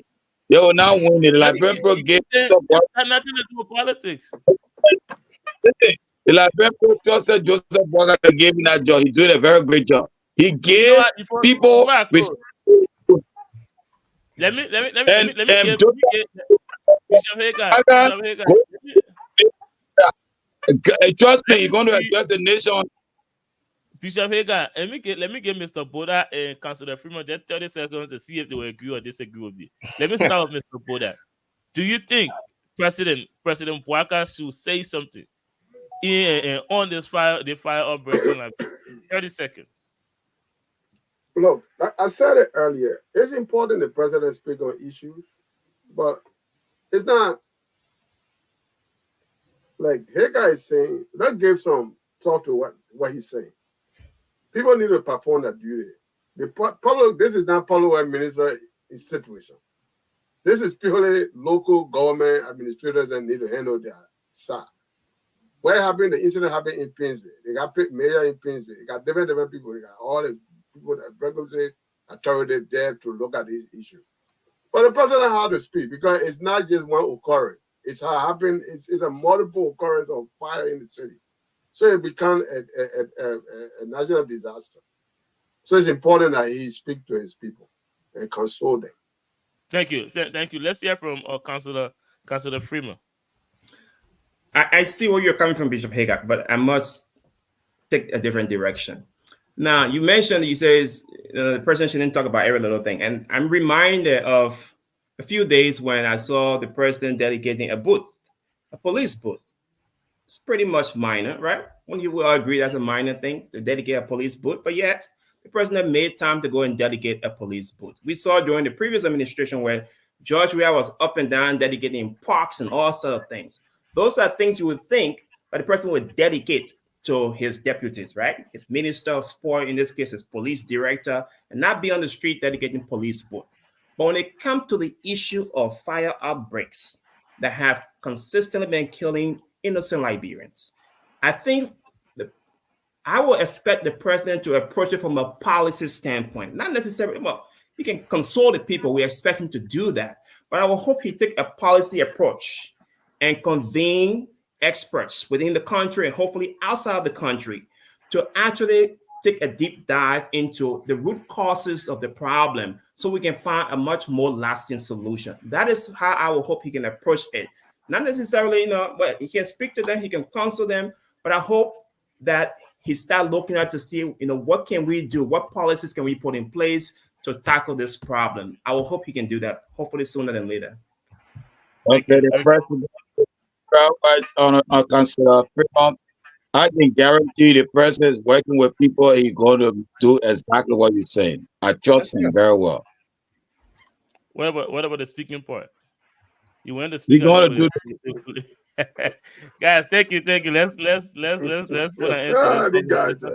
Let's take a break. When we come back, we'll get into the president signing an executive order and also the House of Representatives passing a resolution to bring the Work and Economic Crimes Code to Liberia. They're waiting for comment from the House of Senate. But for now, let's take a break. We'll see you after the break.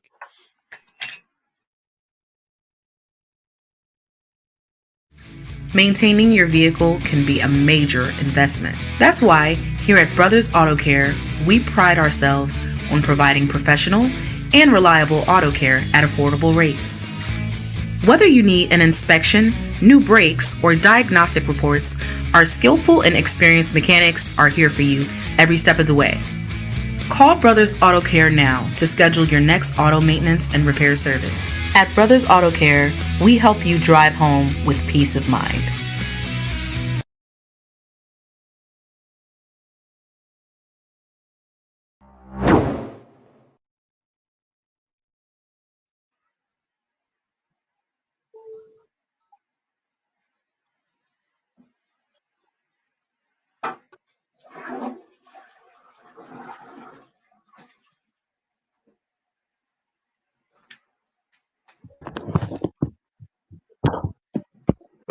back. We're back. We're back. We're back. We're back. We're back. What Derek? Derek run away?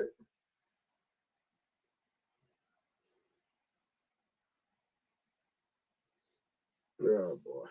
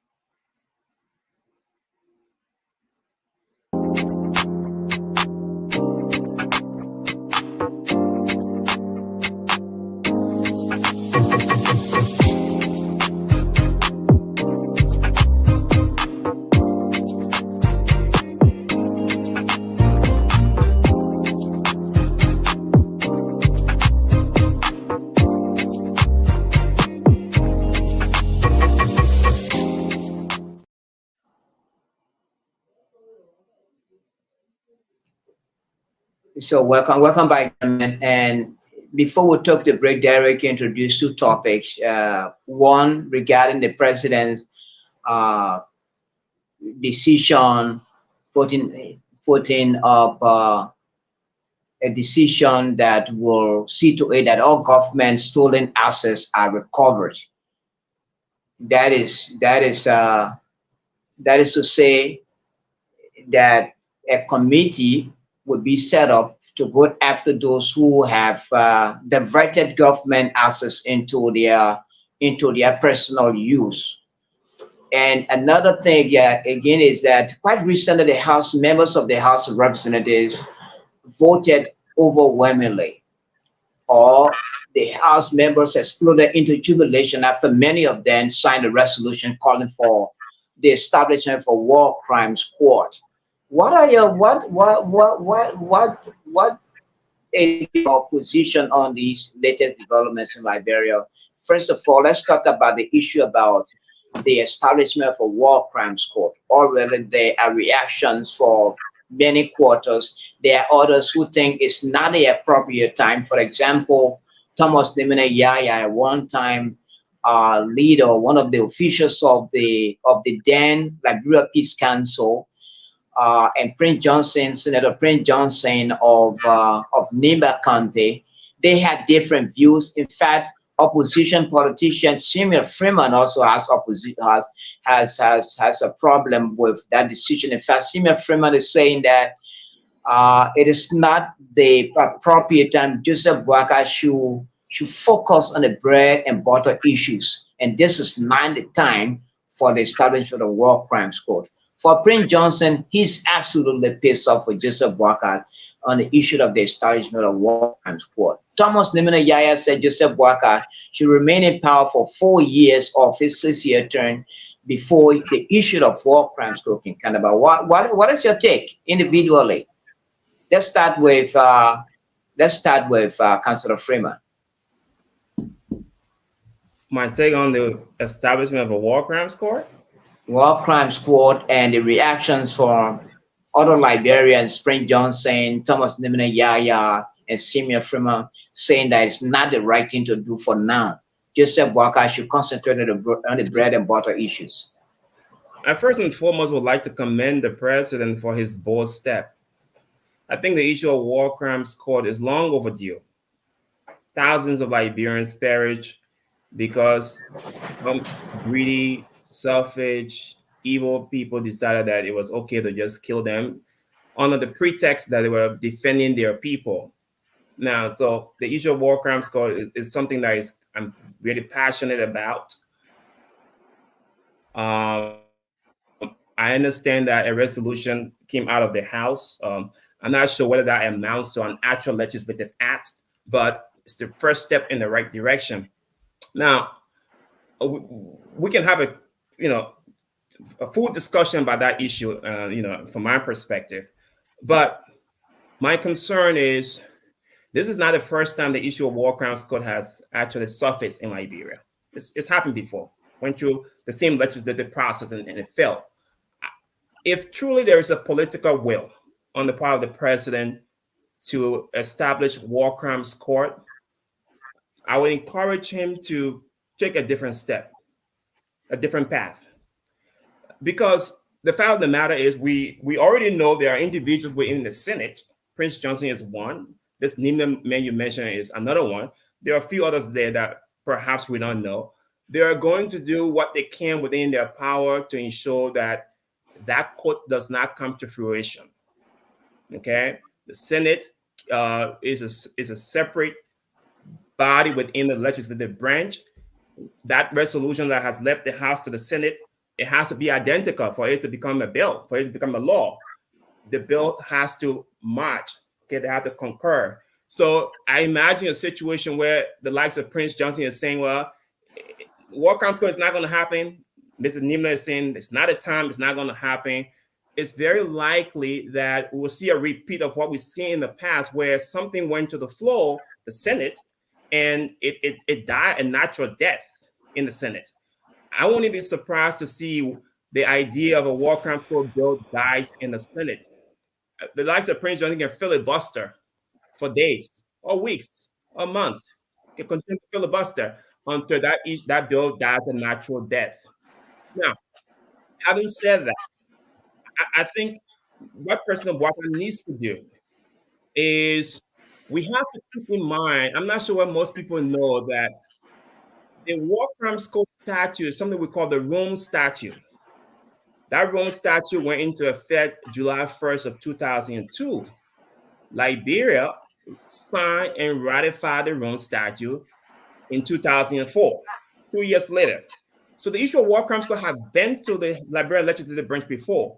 They ratified that statute. In other words, we are now part of the ICC, the International Criminal Court. What President Walker needs to do, given that we are already a member of the International Criminal Court, is pass an executive order setting up a framework for the establishment of such a court. You don't necessarily need to go to the legislative branch. The legislative branch have already done that job for us already. They've already ratified the Rome Statute since 2004. All we need to do now is implementation. And the president, with a stroke of his pen, can pass an executive order that calls for the establishment of war crimes court, and then work with our donor partners, such as the United States, the United Nations. You know, all those things can happen. I mean, it's a much bigger topic because I think there are other legal issues that Liberia might face when it comes to actually having the ICC play a direct role in a war crimes court, but it can be done. Yeah, so I know Bishop Hagar and you will come in, and Bishop and Councillor Freeman. Now, let's look at on the other side of it, wherein let's assume that the Liberian Senate doesn't concur with the lower house in terms of the establishment of a war crimes court. Members of the House, the lower house, have already signed a resolution agreeing with the idea of establishing a war crimes court. Just in a case where the Senate rejects it, does the law require give Joseph Boakai the audacity to veto such a decision? Well, to veto the idea of some. It will not be the issue of veto, and you only veto a bill, right? So in this case, it will not be the question of veto. And the president has the ability to invoke his executive power, right? Through his executive power, we saw right now he has set up a committee for assets recovery. That's the use of the president's executive power. The president can use his executive power to set up a framework for the establishment of war crimes court today. With a stroke of his pen, he can say, beginning in the next 6 months, we are going to establish a war crimes court.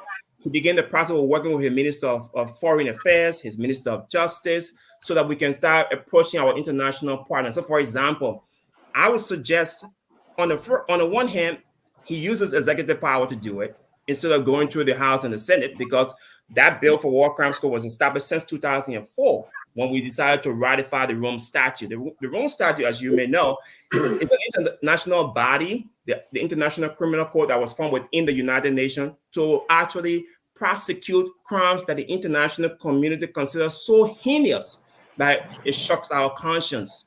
Crimes such as genocide, war crimes, crimes against humanity, and crimes of aggression. All of those crimes we see happen in Liberia from 1989 up to 2003. The problem, though, is Liberia was not yet part of the ICC, the International Criminal Court. Liberia joined the ICC in 2004. So what we do is we follow the Sierra Leone model. If you remember, Sierra Leone also ratified the statute, the ICC statute, in 1998. The war Taylor was prosecuted for happened prior to 1998. So what Sierra Leone did, made a special request to the United Nations.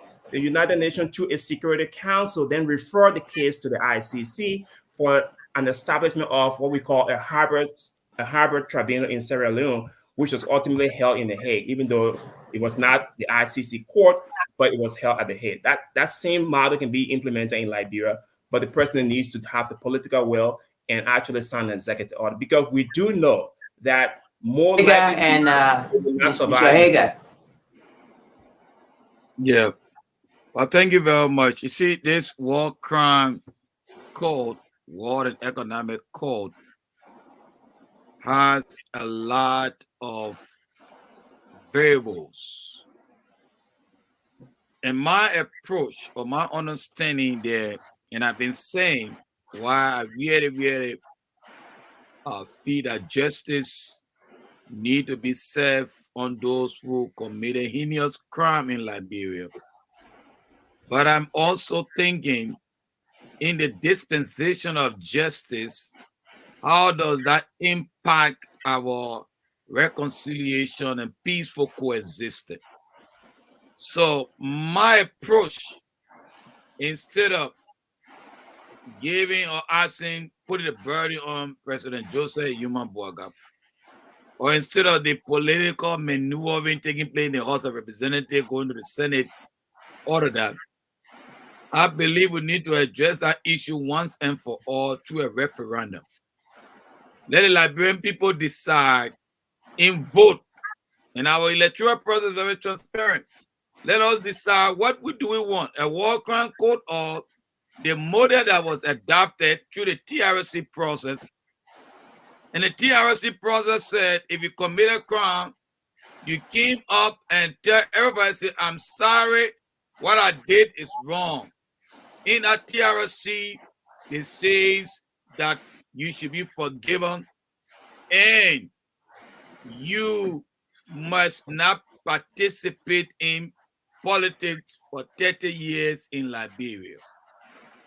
The solution was adopted from the issues in South Africa when the heinous crimes were committed by the white regime against the black. They knew that persecuting white people would plunge South Africa into disequilibrium in terms of reconciliation, in terms of economic survivability. So they decided to let the white people come and let them admit their crime, and within that process, they should be forgiven and coexistent. They can't take part in politics, but you can't punish them.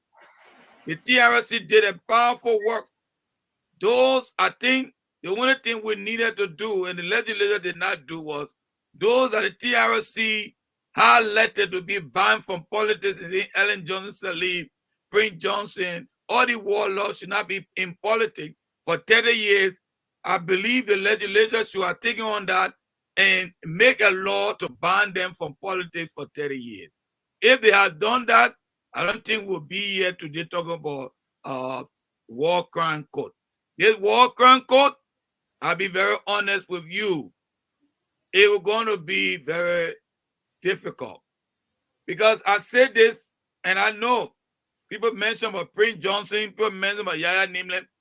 If you take right now, and David, you're a journalist, if you go to Nima County, there will not be majority of the Guild people and people from Nima that will see Prince Johnson as a war criminal. They will see as a freedom fighter that liberated them from the original crime committed against them during the Dole regime. So it's a very politically divisive issue. So it's very easy when we come here and say, okay, let's use the model Even the America that we're talking about today, American committed a lot of crime in Iraq. They said Saddam Hussein had massive war of, how do you call it, said, a weapon of massive destruction. They went there and did that. America did not persecute one of their soldiers that did commit heinous crime in Iraq. But then they want weak African nations to persecute their people when they themselves don't have the moral fortitude to persecute their own people. That hypocrisy that need to stop. Thank you. Mr. Boda. Yeah, go ahead, Mr. Boda. Crime code,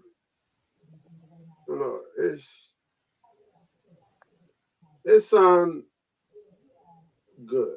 It's a good beginning. It's a good sign of resolutions to give people that hope. But let us look at it from our own context. From the Western context, it sounds the way, it's good. From the Western approach, it's a real good thing. Let's do this, let's do that. But I'm going to digress a little bit. Let's look at what happened in Ukraine right now. What happened in other countries around us. In what Gaza, happened there. in Israel. That happened around. You're not going to see the forcefulness from the Western world on these things to bring these perpetrators to justice, as is happening to Africa. I'm not justifying what happened in Liberia, but we have to be mindful. Like he said, our travel nature, our connections is purely different from the Western approach to how they understand that situation. I think I would rather than going through the truth and reconciliation process, because we now at a point where all of the perpetrators we're talking about, many of them is already dead. Most of the warlords that were in Liberia, many of them dead today. You can handpick few that are left there that you're talking about that will be impacted by this war crime. So what happened to those that will not be brought to justice, even though the people are dead, but they didn't get any closure on those people? There were now a closure. They just sat there, they live for impunity, and they died peacefully, and they were buried them. Okay? So it's a lot. Let us be mindful, because we it's good to say, yeah, let's prosecute, let's do this. But how many Liberian institutions and organizations pressing for this war crime code that we as Liberians can say yes, even the Liberian the diaspora?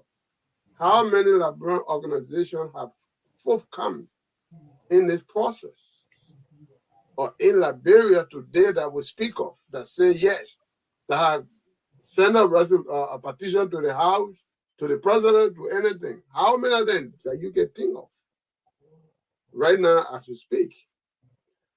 All of this thing has a Western motivation behind it, driven by donors, people, because they're going to twist your arms. And there are a lot that happening in Liberia. And I can tell you, some of the things that happen behind the scenes, people die in the war that were not Liberians. So that one factor that I don't want to call name, there were people that died in that war in Liberia that America need closure for. It's not them, it's not because basically Liberian died. Okay? So the architect of this war has their own agenda.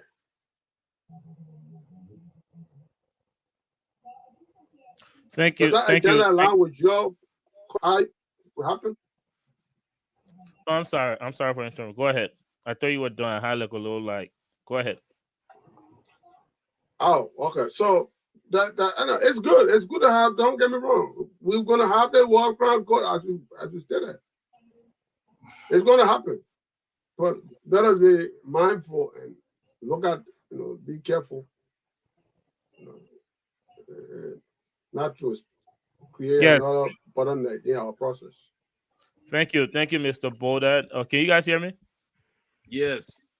Yes, I'll recognize. Let me recognize the presence of Mr. Weir, and I have to be time conscious here because we're running out of time. Bishop Hager, let me give you 30 seconds to because you have your hands up. Then I'll come to. I just wanted to say to the Liberian people, you see, the war crime court thing has become a political issue. When Ellen was in power, people wanted war crime court, especially from the CDC. They came in power, they could not do it. George Weah stayed 6 years, he could not do it. After they left, they are now asking for war crime court. Ellen did not do it because he understood the complexity. George Weah could not do it because he understood that it is very complicated. They should not. I'm just saying to Ambassador Joseph Yuma Boaka, why we is there an early justification just in case you fail to do it too? No, it's not an early justification. What I'm saying, I don't want us to be here today. Yes, I'm coming. Can you just I have a question for you, but let me hear from Mr. Ja Winkin Weir first on this whole war economic crimes court resolution passed by the Liberian and lawmakers or the representative. Mr. Weir, what is your position on this? I will come back to you, Bishop Hager. Okay, thank you, Derek. I think there is one thing we are missing. Liberians. The war that is in question was brought about by Liberians. For example, Charles Taylor, Prince Johnson, they waged the war in the name of redeeming Liberians. I was present in 1990, Corwell Junction, David Tarot may know, there was a cutting tree where Prince Johnson executed people. He called them to come for food, pregnant women, Larry Burton, and all the lawmakers that were under Doe then from Sino. He killed all of them for the fact that the crime they committed was they work in Doe government. That was not liberation. On Simple Bridge, Prince Johnson killed people. You know, traditionally, those of us that are born in the rural part, people mark us here. But anybody who was caught with that mark, you were a suspect. You'll be executed. Prince Johnson done a lot of people in Simple Bridge, on that bridge. But what I'm saying is that the problem we have in Liberia, it's not a question of punishing people specifically, in my opinion. It's a question of learning about the past. Why did we do this? How can we prevent this? And those who committed atrocity, including Johnson and others, they need to admit and apologize to the Liberian people that they were wrong. Well, many of them killed people also. Like Charles Taylor, Doe died. Those of us that were around, Doe died early in the war before Liberia even got destroyed. When Doe died, when you were tortured, butchered, things were still intact in Monrovia. Water, electricity, everything was intact. But after the death of Doe, before they destroyed Liberia, a young man will be walking with a girl. Once those guys see you with that girl, if you say that's your girlfriend, they will kill you. That was not freedom fighting. And people need to know what happened. Why should they do that? There was a guy, a crew guy who was in the immigration, who Prince Johnson saw and accused of loving to his late uncle. Prince Johnson killed that guy. The name is Yakum in Funde, where we're living. There are a lot of things that I saw when we were in Nickel Town. All the guys that they killed, They were not supposed to. They were supposed to be liberators. Are we saying it is wrong to look into what happened and why and how can we prevent that? It's not a question of prosecuting people, but we need to know why and how can we prevent that from happening anymore. Thank you. That is Derek. That is Darren. Do you? So that means that you don't agree with the establishment of a war crimes court. In a nutshell, it's not a question. Well, my point is not a question of. Because no, you said it's not an issue. It's not about prosecuting people. People should admit what they've done before you and express remorse. That means that you are saying that there's no need for a war crimes court. Well, whichever nomenclature they give that. Well, I don't know what is. I don't know the details of what they have. I know they'll form people that they'll find the details. But in the absence of the details, do you support the establishment of a war crimes court in Liberia? Yes, I established some framework of getting to the truth of what happened and how to prevent that. Mr. Weir, I'll come to you next, Councilor Freeman, and then Bishop Hagan. You started your speech with the Liberian people, right? You're concerned about the Liberian people, and I rather do like that. But further on, later on in the speech, he said that those people that committed those heinous crimes during the civil crisis, like Prince Johnson, you said they need to admit and apologize. Yes, because let me finish the question. Now, given the story you just related, and the thousands of other stories that Liberians that saw what happened during the civil crisis, do you think admitting and apologizing is enough to help to reconcile those people or to heal those people from the scars or the wounds they got from the war? Do you think these people coming out and admitting and apologizing, do you think it will help, or do you think it will just be like an it will help, because even if you were to execute those who kill others, it will not bring back the dead, like the norm that the brother was talking about, who were killed to the American norm. But what I'm saying, shortly, is that to brush the whole thing aside, to bury it, to just pretend that nothing happened. We should not just look into anything. We should not just inquire what happened, how, why. Where is this? Where is the revolution? Where is the corruption? Because they all fought the war in the name of corruption, nepotism. It is still going on. Nothing has changed. Thank People you. are serving in government, has seeming God. The same thing is going on. So why was the end of the war? Thank you, Mr. Weir. Now let me come to you, Councilor Freeman. I see your hands up, Bishop Hipka. I will come to you right after Councilor Freeman, I promise. Councilor Freeman, I want you to address this. I listened to the interview of Nema County Senator Prince Johnson, and also of Senator Nimlin.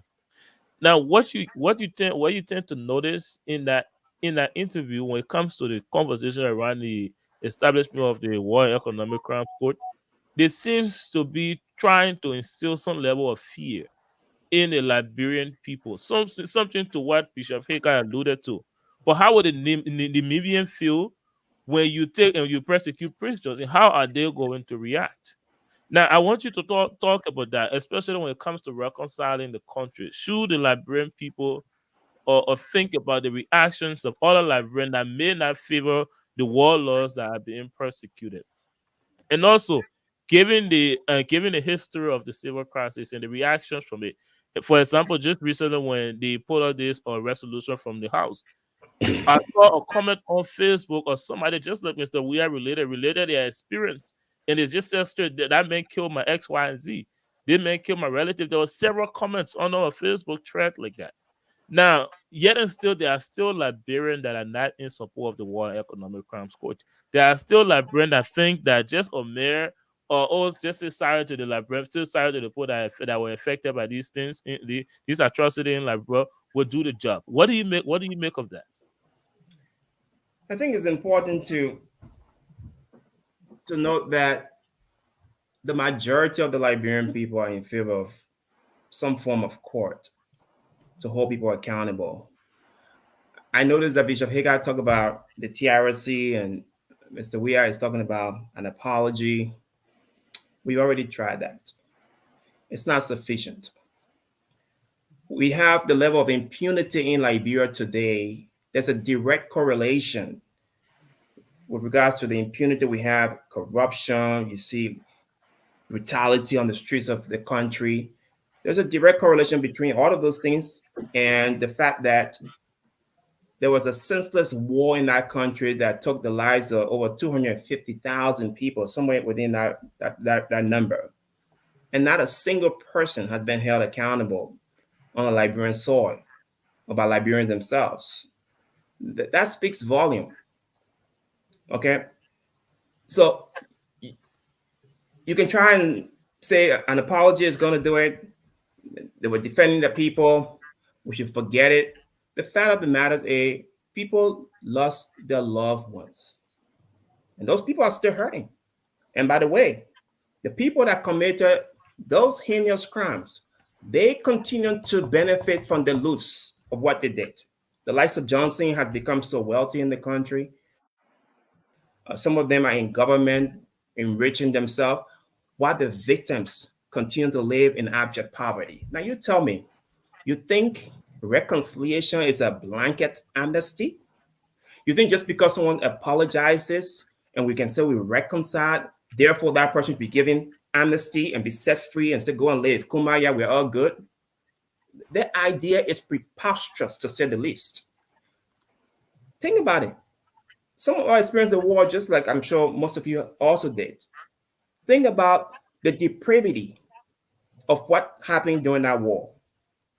And to suggest that an apology or that a reconciliation, some abstract term of reconciliation, is sufficient to undo the past and the pain that people continue to encounter and endure, I think is insensitive.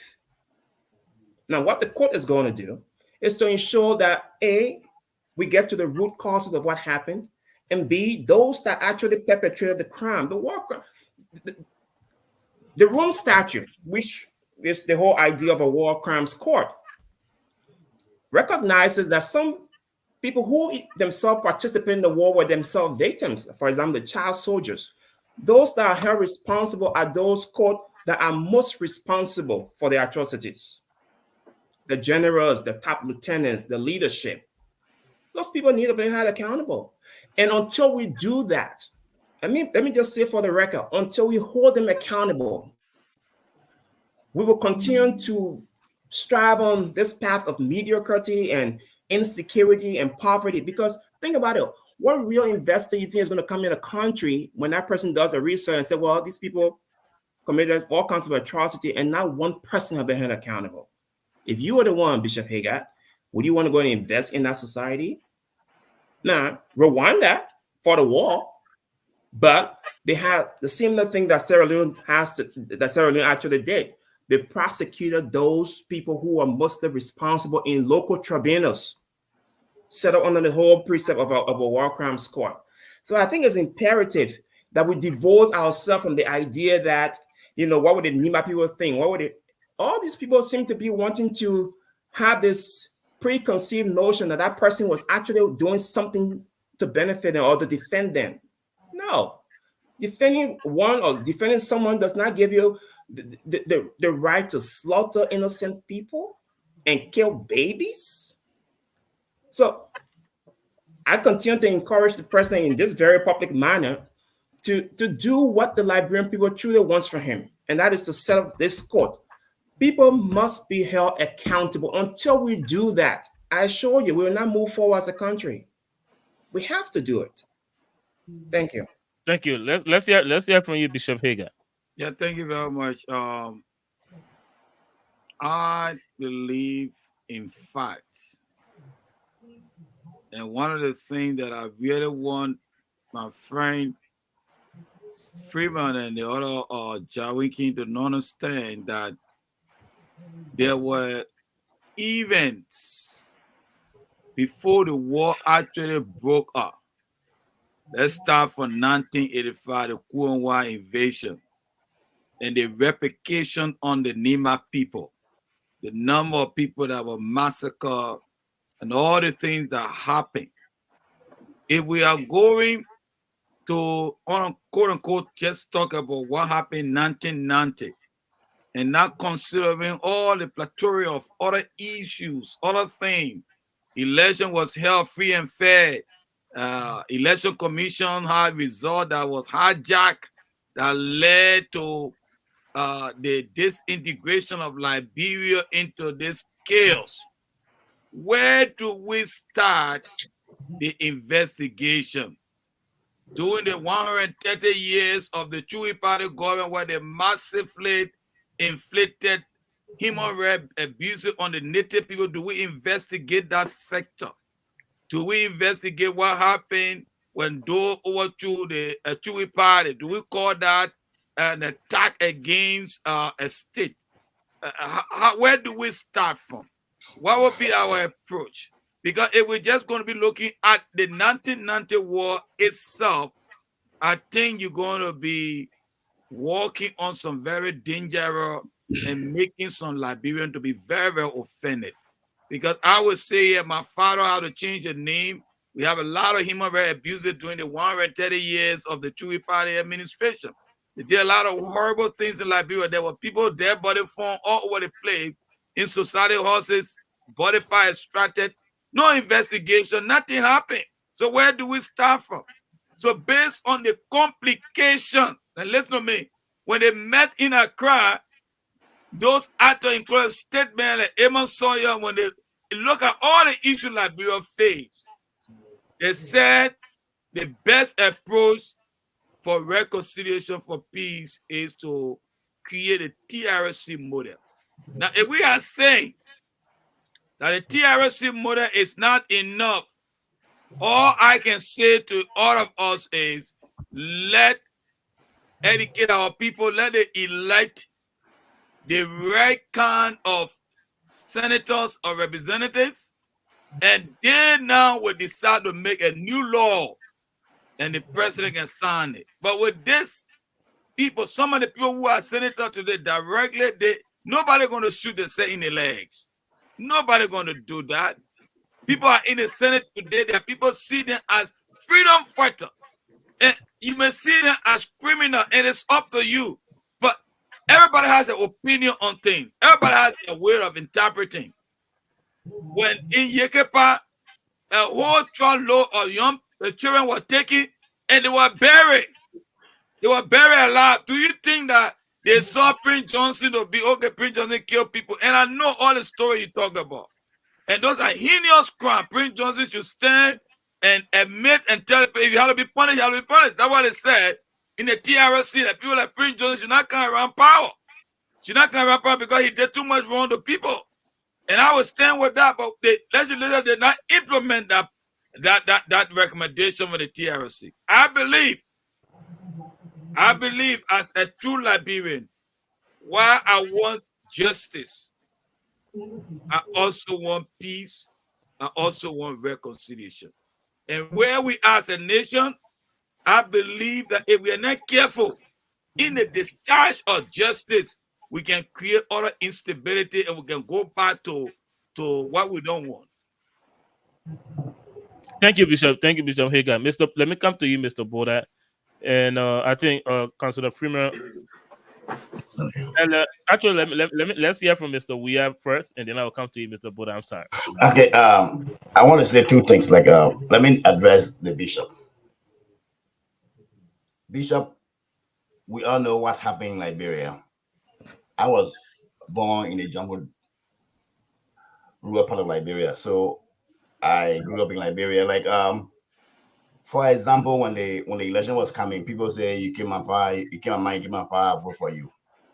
They voted for Taylor because they felt that if they were to voting out, there would have been a renewed war. But what happened? When Taylor took power, the first thing he did, he executed Samuel Doki, a wife, the children at the checkpoint, Banga checkpoint. I wrote that story. Simply because he said, after all the agreement you're talking about that they signed, but the only crime that Doki and the family did for where he was ordered executed by Taylor, they burned them with tires in Banga. Taylor claimed that Doki broke away and joined Imon other people. That was a crime he committed, even though they signed an agreement that you're making reference to. So when that happened, the rest of the people, including Kroma and the rest of the guys, that how they say, oh, Taylor is going to kill the folk. The how they went back in the bush, the how the second war started in Liberia. What I'm trying to talk about is that the judgment of Liberians being afraid to follow the rule of law, God will not come from heaven. Now, to what the counselor is saying, my point here is that it's not that I do not want any form of investigation. Before you are punished, you have to be adjudged guilty by the code of law, whatever. As far as we are concerned, even though we saw all the atrocity committed, all these people are still innocent until they are proven guilty. But what I'm really talking about is that I want to see a framework where there will be accountability. But if we say it, for example, because True Party suffered the native people, right now it's not a question of native or Congo. It's a question of this is my time. All those in power from those times they are being Congo people, they are still suffering like being people. They are occupying a structure that is wrong that they are not willing to change. So my point is, we need to agree as Liberians, God will not come from heaven. We need to take responsibility. We should not depend on the West. It is our problem. We need to face the problem. Thank you. Thank you very much, Mr. Jai Winkin. I don't know if Councilor Freeman want to comment on that, but let me go to Mr. Boda. Mr. Boda, earlier Councilor Freeman mentioned that he wants the president to pass an executive order because he already has like the green light to do so, and he doesn't have to wait for the legislature to do what they're doing. He can pass an executive order for the establishment of the War and Economic Crimes Court. What is your position on that? Do you think the president of Liberia should take that step and not wait on the legislature? No, I mean, Council is right. I mean, he has executive power to do so. That he rightly stated all the credentials are there, all the evidence are there, the pedigrees have been taken care of, all the works have been done. He doesn't have to do anything. We're already part of the ISSUSES, which is signed into law. And President, we are signed on that as well. So there are a lot of things but we just got to proceed with cautions and how the court proceeding is going to be done. But nothing wrong with having the war code. I mean, there's no issue having the war tribunal code in Liberia. It shouldn't be an issue. But we just have to be mindful in how we proceed and the procedure, how it's going to be done. Where is it going to be here? Is it going to be here in Liberia? Where are we going to arrest these people to extradite them to these courts? So there are a host of things that you have to consider. That's what I'm saying. But we need the court. But the framework that he said really has to be worked out. How are the people going to be, how they're going to appear at the court, what's going to happen. So these are things we have, those realm of things we have to consider. Chancellor was easy to capture because he was in the hands of the Nigerians. That's why we didn't see any resistance in Liberia for anything. To add to that, Charles Taylor's son is 799 years old. So here in the United States too. Yeah, so Chucky didn't have control of himself in America.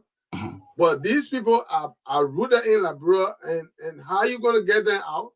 Are you going to bring the foreign force and arrest them?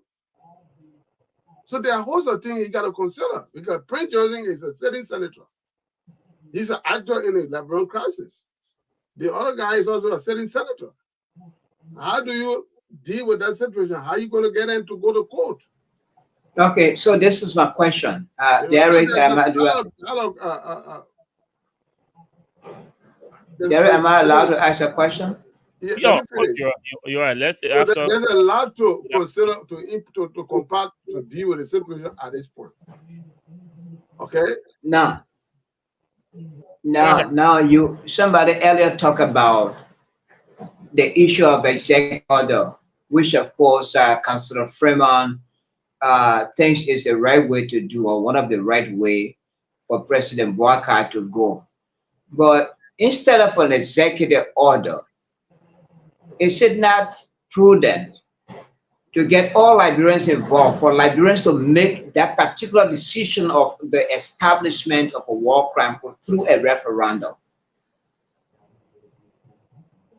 instead of Joseph Boakai using executive order to impose his will on the people, because you cannot conclude that all Liberians accept the idea. Should we go into a referendum for all Liberians to take a decision on that? Is that a question for me? The question that any of you can answer that question. Okay. Well, Councilor Freeman, you can take a stab at it. Look, I've already stated that when we elect officials of government or legislatures, they are representatives of the people. All right? They're from the various districts, the various counties. They represent the interests of the people. In 2004, when we decided to sign and ratify the Rome Statute, essentially what they were saying is that the Liberian people want us to do this. That's that ratification. So we've already done that. Every other thing you're talking about, referendum, it is all an attempt to basically continue to kick the can down the road. And the reason I say that is our country is highly polarized on overly simplistic subject matters. Mostly it's about tribes and tribal people and stuff like that. Very polarized. So you say a referendum, and then you have the likes of Mr. Nimlin and Prince Johnson, and then go back to the constituents and say, vote no, don't accept it. So then the will of the majority, so basically suppress the will of the other people who are not in the majority. We have laws in place so that it's not simply the will of the majority, but it's also the will of those who cannot really be heard. That's why we have laws in place. So the idea of a referendum, I don't think is the right approach. We elected those people. In 2004, we said, well, we wanted to be part of this world body called the International Criminal Court to prosecute individuals who commit heinous crimes in the world.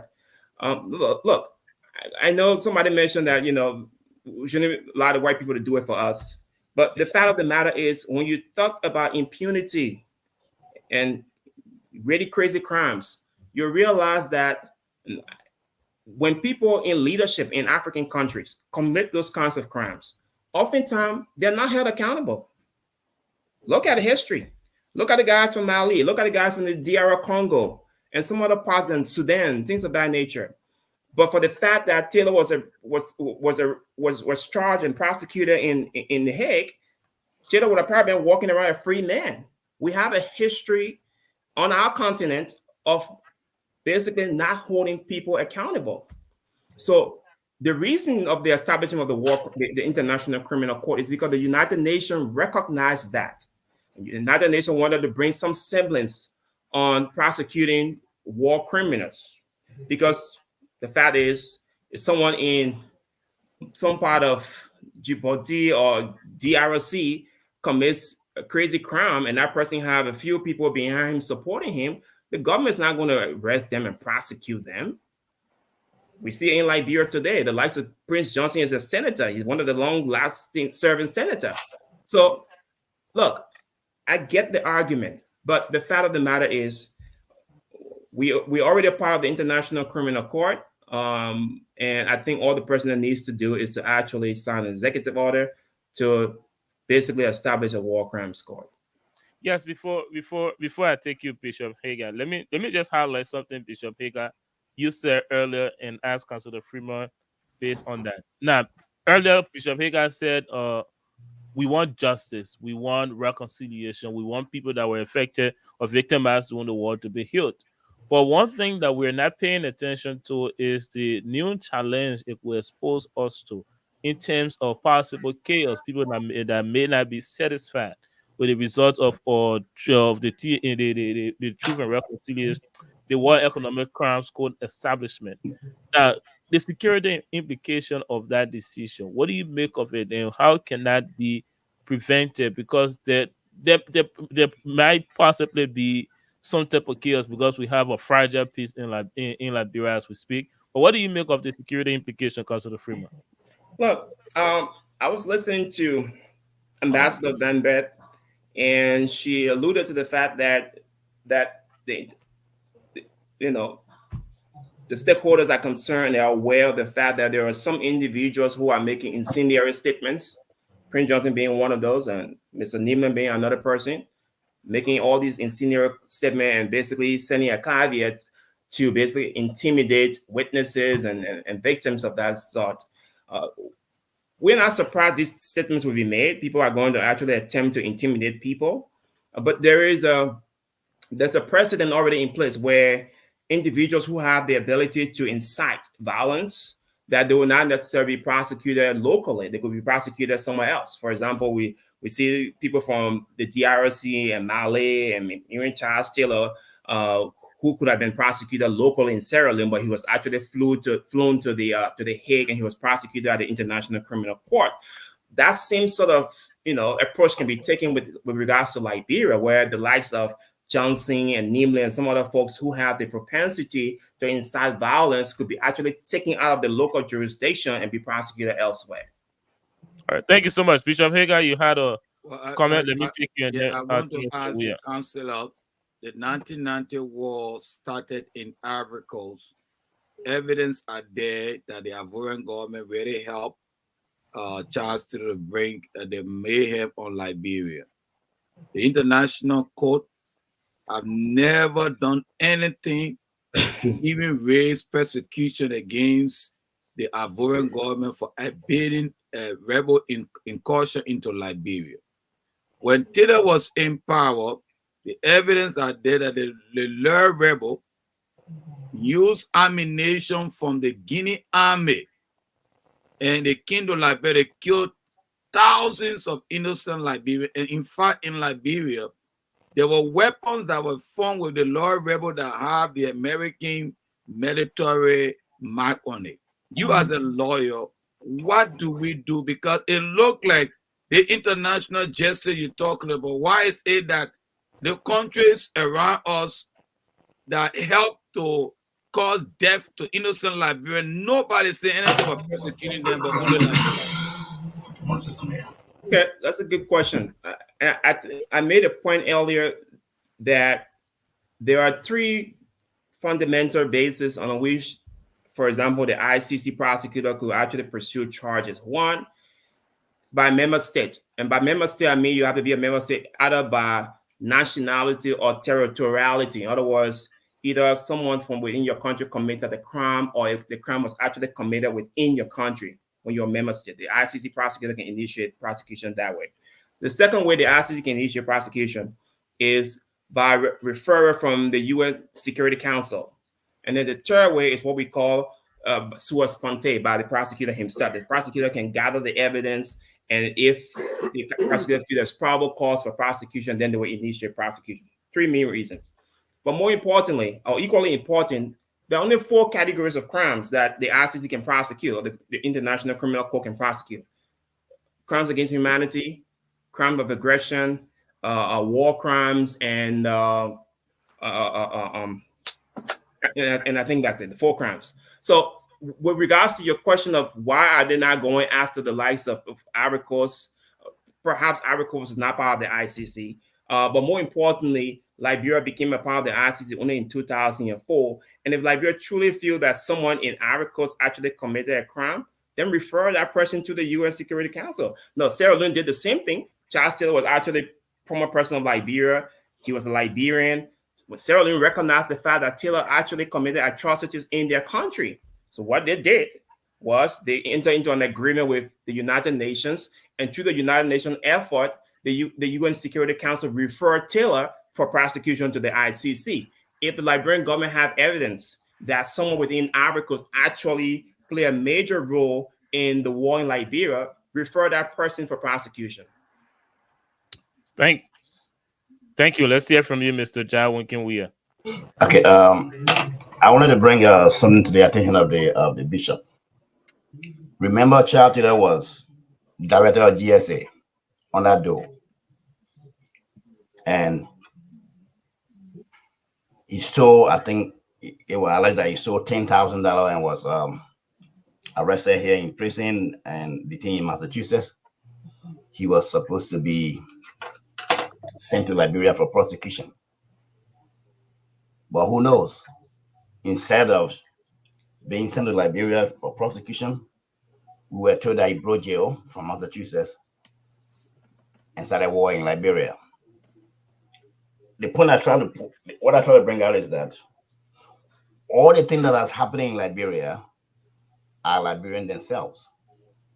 There is no neighboring country that is attacking Liberia. If we ourselves never allow anybody to give us weapon to use to kill ourselves, it will not happen.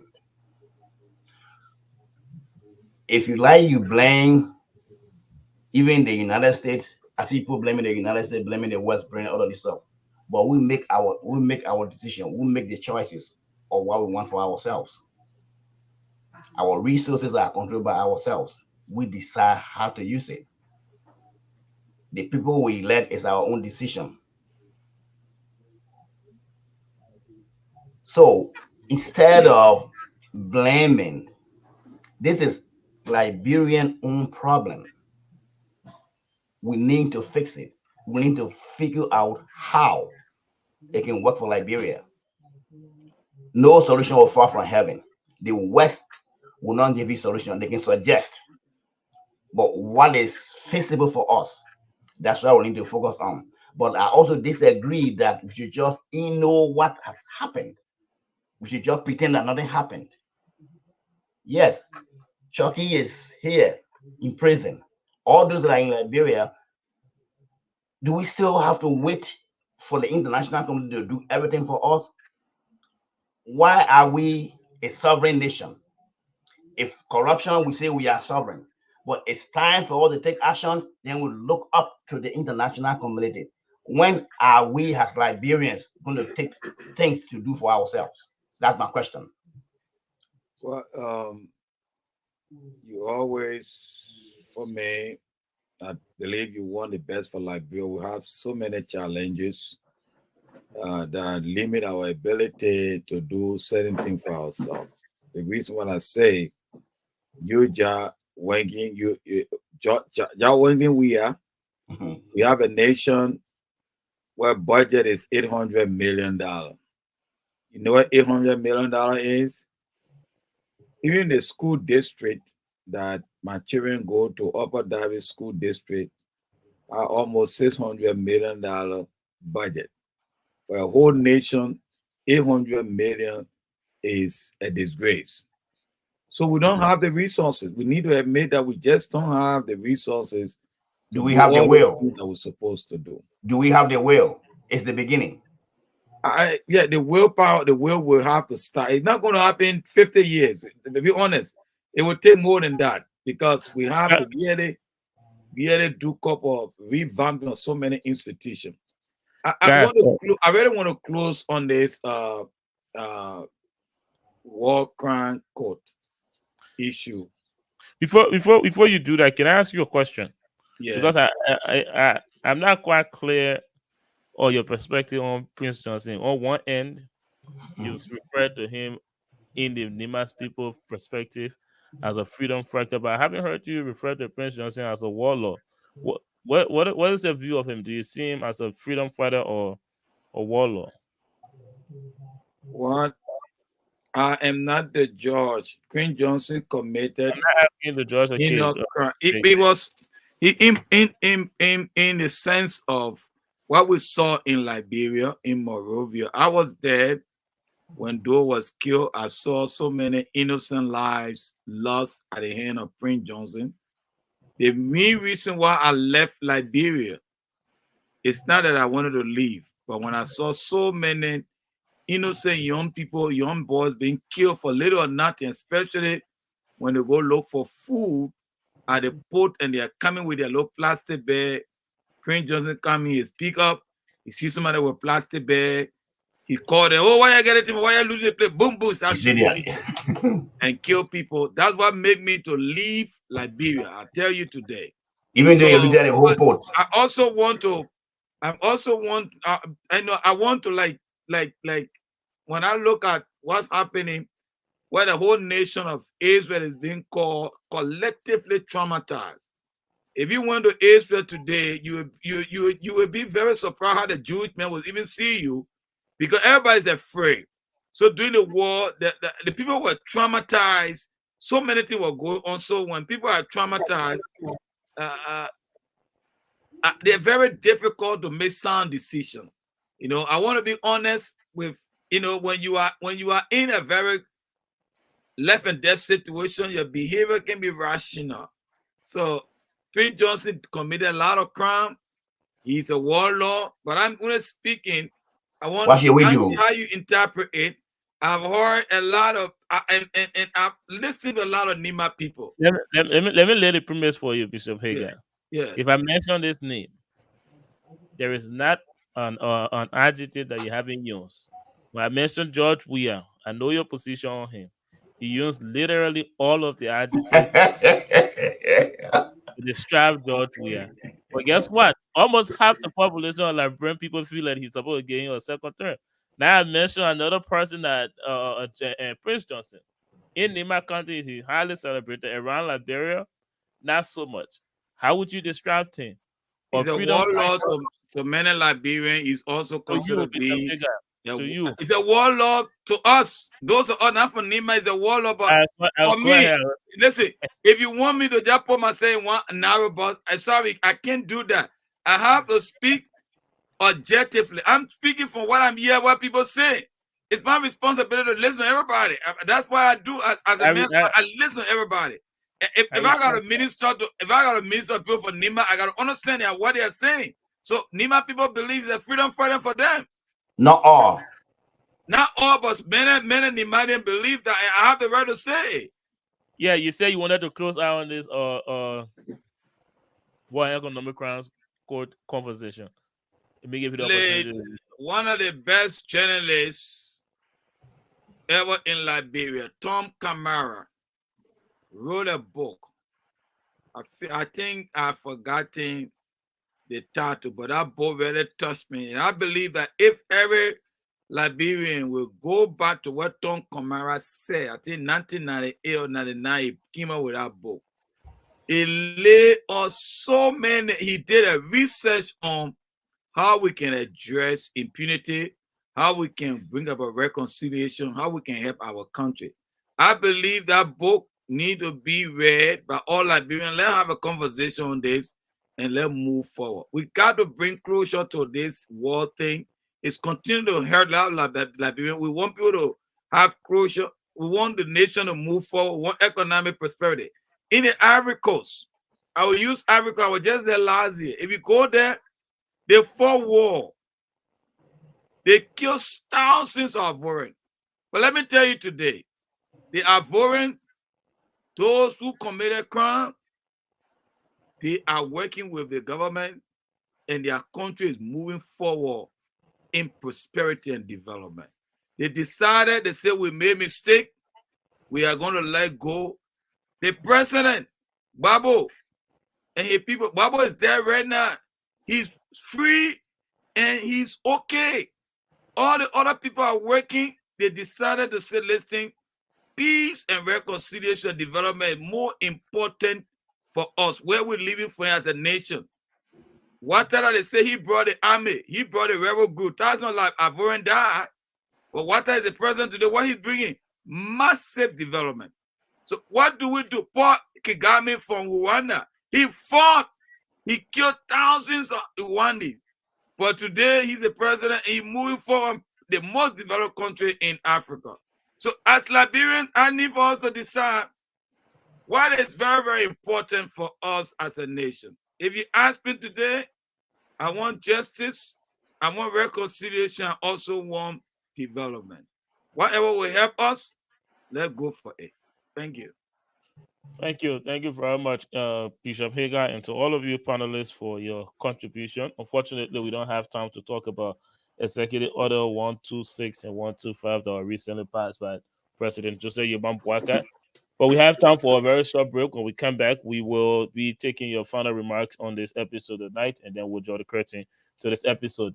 To those of you watching us, thank you for staying with us. Just one more break, and then a closing remarks from our panelists, and then we will call this all day. And we will see you on the next episode next Thursday at 6 p.m. Eastern Time. But for now, let's take a very brief break. Attention all organizations, NGOs, and social clubs in and out of Liberia. Are you tired of relying solely on social media to run your operations? An effective web platform is your most important marketing tool, and that's where Tiamat.com comes in. Hello, my Liberian people. My name is Sophia, and I want you to consider this. 53% of consumers do online research about an organization before talking to someone from that institution. That means not having a website could be costing you opportunities. Step up your game and establish a professional online presence. Introducing our web platform, designed specifically for 501c organizations, small businesses, and political organizations, social clubs, etc. At Tiamat.com, we understand how important it is to make a great digital first impression, which is why we offer you all the help needed to develop, maintain, and host NGOs and small and big organization websites by giving you a full suite of services that includes automatic billing for members, membership and visitor portals, first-class design and functionality, and much more. The best part is, it only costs $20 per month. Upgrade your image today with our customized web design services. Visit www.tiamat.com to get started. This is a Liberian-owned business.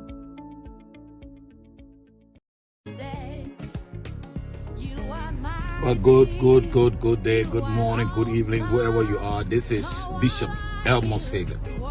I'm here this afternoon just to let you know that the Liberian Minister Alliance of the Delaware Valley will be having the inauguration of the new Code of Officer on this coming Sunday, March the 3rd, at the, you heard me, March the 3rd, at the Greater Refuge Tabernacle in Levittown. Here is a flyer. I want you to please come. Pastor churches in the Philadelphia area, please come and support the leadership as we work to bring our community together. To all the Liberian County Association leaders and to all the stakeholders in our community, we are inviting you to come and witness this occasion. It's going to be at the Greater Refuge Tabernacle Church in Levittown. See the flyer for details. This has been Bishop Hager. No one like you, the word of my praise. You are holy, you faithful to God, you able and you worthy of my praise.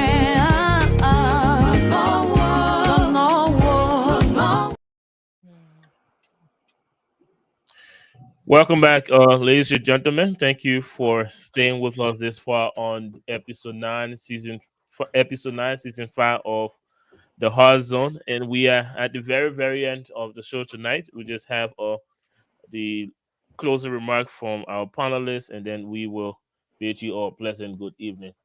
It's been a very interesting and intriguing conversation here tonight. We talked about a lot of things, including the possible establishment of the War Economics Crimes Court in Liberia. We have our panelists give you their position on the outbreaks of the fire incidents in Liberia, and also some of their suggestions on what the government of Liberia and stakeholders can do or should do to eliminate or minimize the outbreaks of fire in Liberia.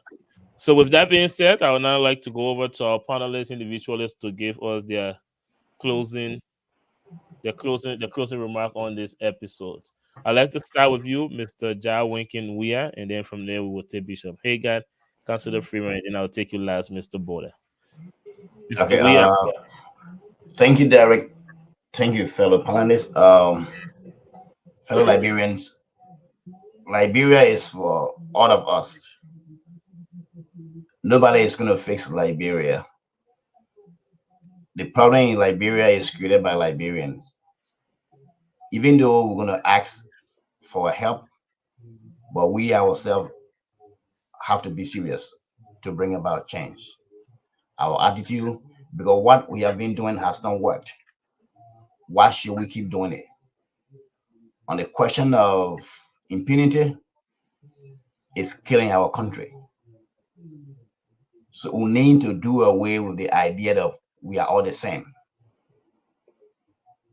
We love other countries, because they are developed. They are developed because they have rules of law in place that allow them to develop their country. We can't have jungle justice. The last time when I was in Monrovia, I saw a guy from the Keke using a knife to stab the other guy. That was wrong. We need to change our attitude. We need rule of law in that country. And that we're calling on the president to make sure that we have rule of law in Liberia. That's the only way we can make a progress in that country. Thank you. Thank you very much, Mr. Ja Winkin. We are Bishop Hilga, you're next. Well, thank you very much. Always a pleasure coming on this platform to express our view. I like for all of us to understand, those, especially those in Liberia listening or watching us, we do honestly love Liberia. And we may have different opinion on how things should be, but we truly love Liberia. We want Liberia to be the best place. There is nobody that have all the truth. The truth is in each and every one of us. So I will encourage us, all of us, to start listening to one another. Let's start having conversation. Don't put somebody in the black book because you don't like that view. Let listen to one another. While we talk about the war crime code, it's very, very important for those who lost family members to have closure, to have justice, and what have you. We also need to understand today that not only one segment of Liberian lost people. People die in Nimba, people die in Grand Jude, people die in River G, people die in Maryland, people die in all over Liberia. Crimes were committed. If we are going to persecute, we need to persecute all those who committed crime. And I believe it's going to be, that's my opinion, it's going to be very, very heavy in terms of the resources that we have to allocate in bringing people to book. So what would be the best option right now for me? Let's sit down and have a conversation and see what the best way forward. God bless you, and God help Liberia to move forward. Thank you very much, Bishop Hager, for your contribution tonight and on every other episode here on the Hard Zone. And once again, happy belated birthday. Let's now move to Today you. is my 27th wedding anniversary. You never wish me 27th wedding anniversary. Happy anniversary, Bishop. Happy anniversary, Happy Bishop. anniversary, Bishop. 27 years. Congratulations. Yeah. We should make a banner for it and put on the street. You should have told me earlier. I forgot. Oh, Anyway, it's there on my Facebook page. It's there. You know, happy anniversary, Bishop. Thank you very much. Don't like guilt me here, but let's go to Councilor Freeman.